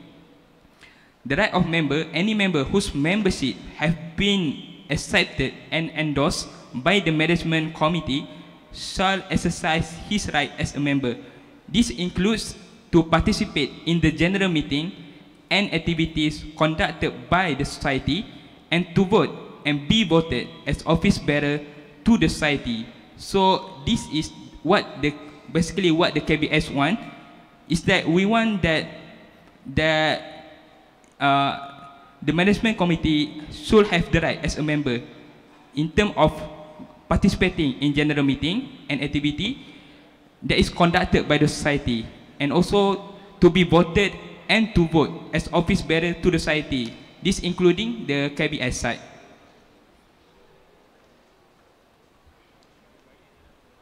Next, we will continue our discussion regarding the structure, which is, I think this is the most debatable parts of our discussion today. On behalf of KBS, Kuliah Based Society, or in other university, Persatuan Fakulti, Mahasiswa Fakulti, we propose that it shall be like this. It shall be, first, we have the highest authority will be University Management Committee, and second layer will be Advisory and Trustee Board. And then we go further to the next level, which is, will include the theory of separation of power. We shall divide those power into two parts. The first part, which is executive, this is belong to the student union office bearer. Second part is belong to the legislative body that shall representing by the IIUM student parliament, which is we have today Islam. So where is the KBS? KBS will be there at the IIUM. KBS will be at IIUM student parliament in order to check and balance the conduct of the student union. And we have the borderline between student union and the student parliament, which is we call student coordination committee, because there are a huge number of members and leaders in IIUM parliament, in IIUM student parliament. So we propose the idea of student coordination committee. This will gather or will be the consultative bodies between all the bodies under the student union. For example, KBS for example, mahala, there will be a quorum for discussion that will be conducted through student coordination committee. Next, we will proceed to the members of student executive member for IIUM Student Union. We propose 11 members, which shall include 9 elected members by the general election. Second, there will be 2 appointed members by the university. This is our proposed regarding the composition, the structure of the student union. The first, we will have 1 president. Second, we propose to have 1 secretary general. Next, we will have 2 secretaries finance, because we have student union, we believe, talking about money, right? Managing and finding the fund, so we need more manpower to manage the fund. Second, there will be secretary for legal. This person will be responsible to anything that are particular in legal area.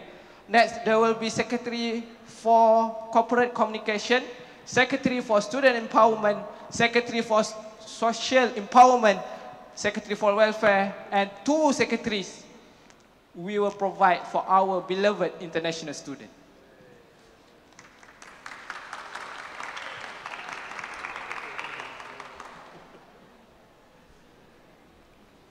Okay, for the next thing is that the eligibility to stand as candidate. Only student unions members who fulfill the qualification set out in this constitution shall be eligible for nomination and election to the student union. The qualifications are, the first one is that students who are of good moral character and who observe the Islamic code conduct required by the university. The second one is that students who their leadership qualities serve as good example to others. Students who have passed academically through at least 1 academic year of study in the university. And then the fourth one is that students who obtain the CGPA of not less than 2.75. Students who against when disciplinary unit notice have never been served, and also students who have never been required to repeat 1 or more semester. Student must possess an experience of being a committee in the society. And lastly, student must pass an interview conducted by the special committees provided by the election committee.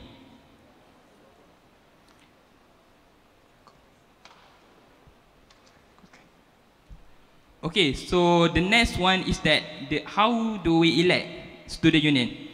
So for the mode of election, it will be conducted by committee elected by the student parliament, and then the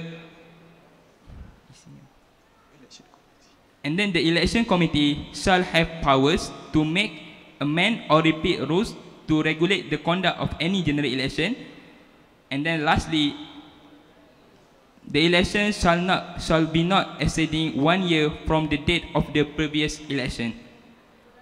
And then the voting process. So the voting process will be separated to 2, which is the voting for the 9 general seat plus 1 presidential seat. So each student can each vote 1 member for the two voting. So they will get 2 voting papers. The first one is to be contested, to be elected as the general seat, and also the second one is to be contested, to be elected as the presidential seat. And then the last one is how the selection of student union position. The president shall be elected based on the open election process of Shura. So this is our proposal regarding the funding structure or financial management of student union. First, the sources. We propose to get the money from the student fees, And then we propose to have some physical asset through student cooperation, trust fund, alumni rental service, because we believe after student union will be established, there will be a lot of room, a lot of venue that will belong to the student. And then of course we need some money from the government, and also we will try to establish student consultant. We shall propose to have training, and then we will make money from it. For the allocation, there will be 4 important how the financial money will be distributed. The first is for student union administration. This is important because student union itself need money to administrate and to manage their office and everything regarding the administration matters. Second, for the development of student welfare, this is the most important for the student union to use the money focusing on the student welfare. And then also emergency money. Practically speaking, if there any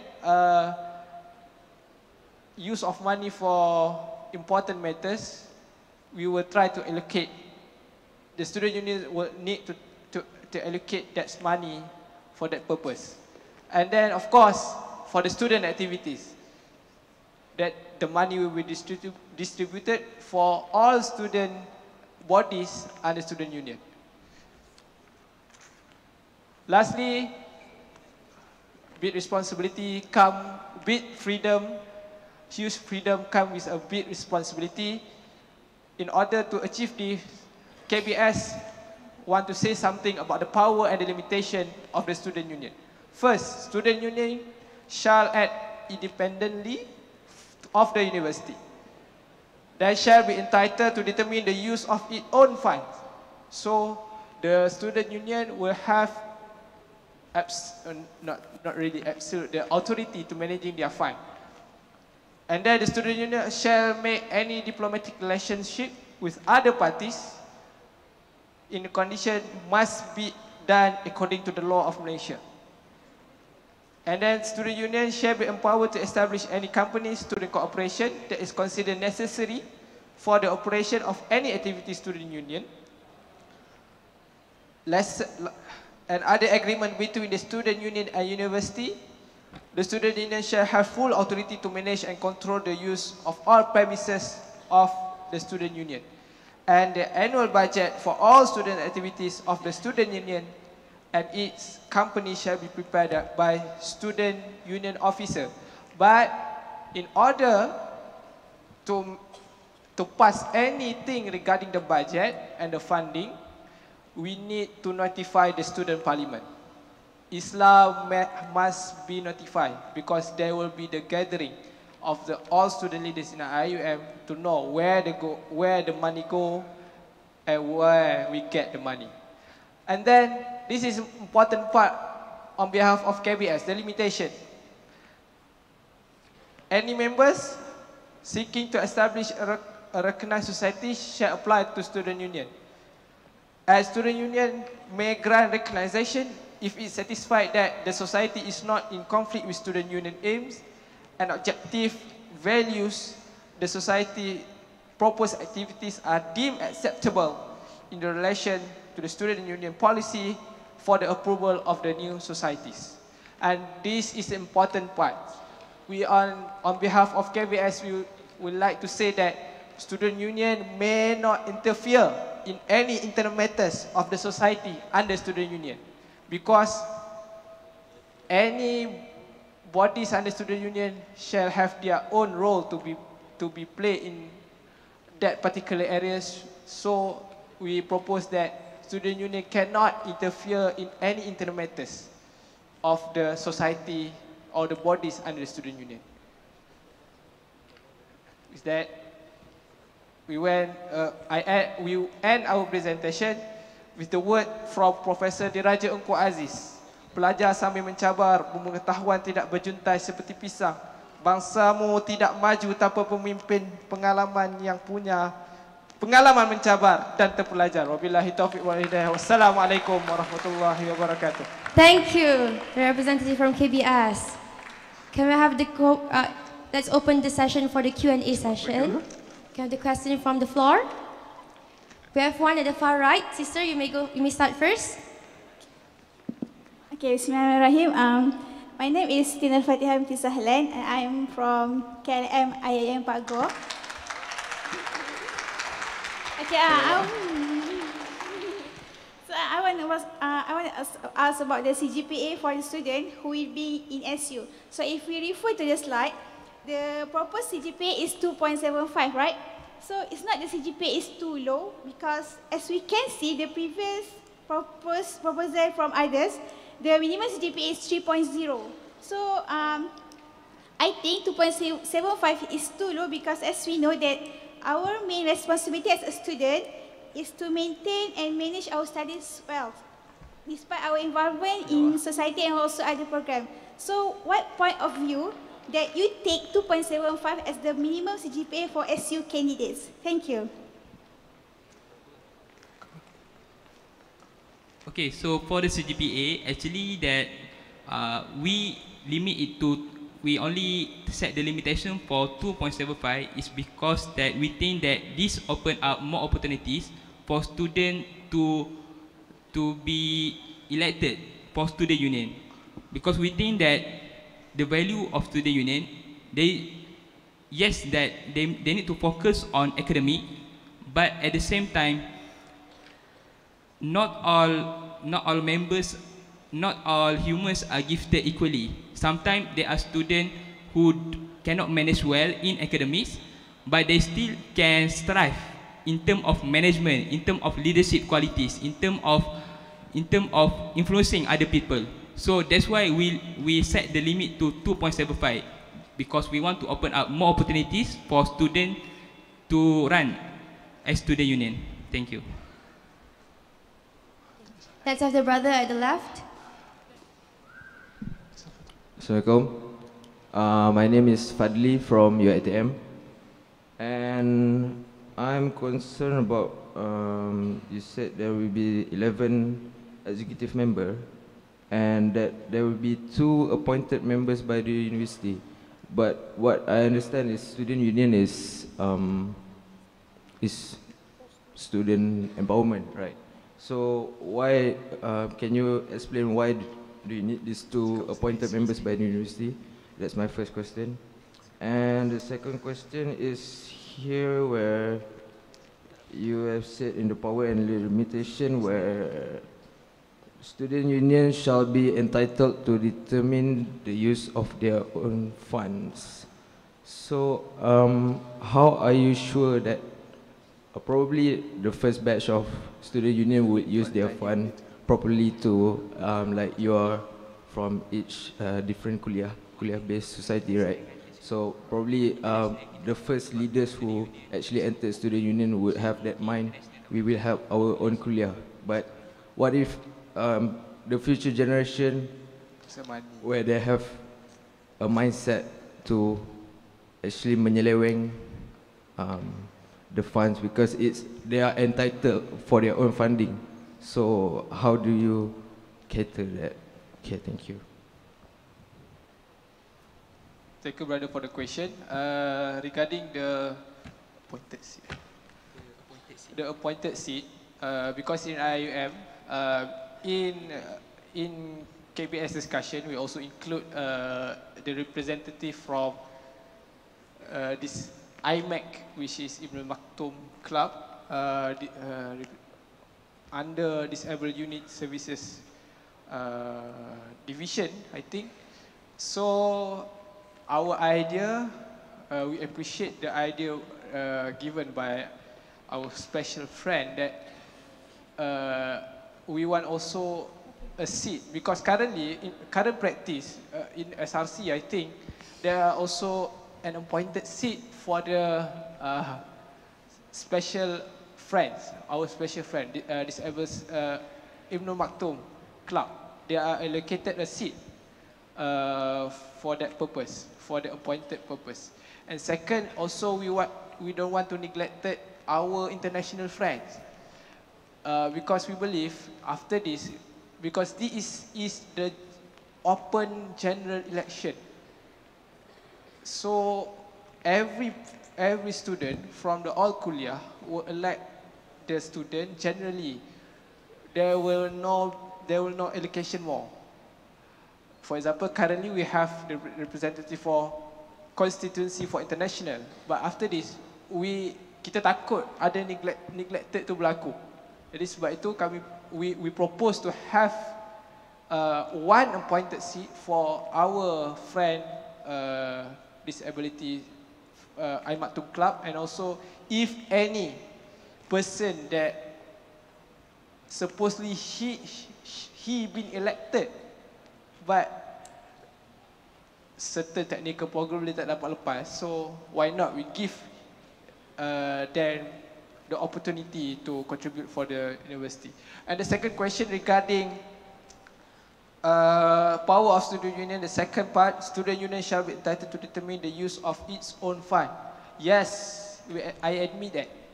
But I have stated before that all the financial management will be endorsed, will be disclosed in the student parliament. That's all. Thank you. Thank you, brother, for the question. Okay, can we have the sister in the middle? Okay, thank you. My name is Maisara from University Technical Malaysia, Melaka, UTM. So here is one question only. As we know that SU need very commitment, and many workload will be execute to the SU student. So my question is, what if, like you said before, some student is very good at activism and some student is not good at the academic. But I think that why not you do the gap year so that the student that is like at their academic to perform well on their student union, and this is very like we can help the student which is not really good in academic to solve their hobby or their passion. So I want to know what's your opinion with the gap year to the student with that criteria. Thank you. And that will be the last question. Okay, for the gap year, we actually endorse that for student union, the one that are elected to have a gap year for them to actually to focus more on student union. So I think it is a good suggestion. We really appreciate it. So thank you, sister. It is much appreciated. Okay, thank you. Give a huge round of applause to the representative from our Kuliah-based society. Excuse me, can I ask one more question? Okay. Sorry, but we It's cannot. just a short question about Pago. Just one question. Okay, one more question. All right, thank you so much. Okay, since this is a Kuliah-based society, what is your mechanism to bond all Kuliahs together, and also how do you plan to gather the Kuliahs together since this is based in Gombak? That is my question. Thank you.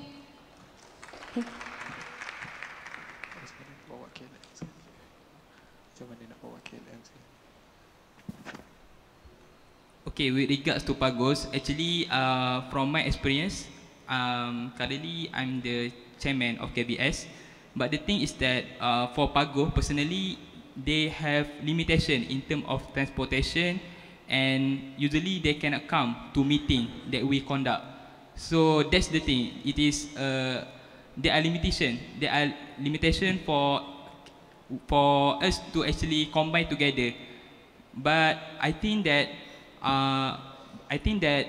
this actually can be resolved if the university can, because when the elected student union, they have a gap year, so they don't have to worry about the academic.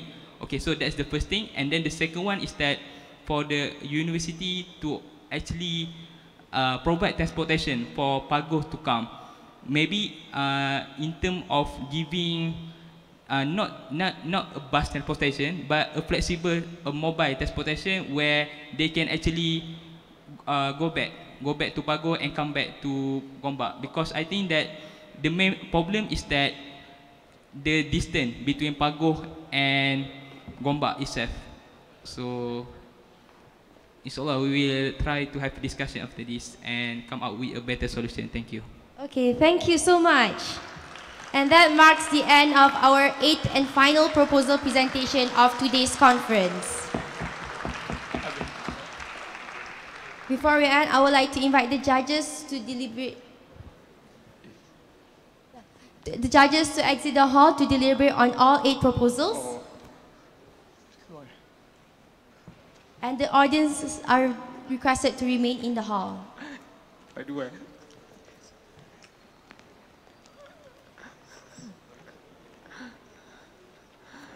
Hmm.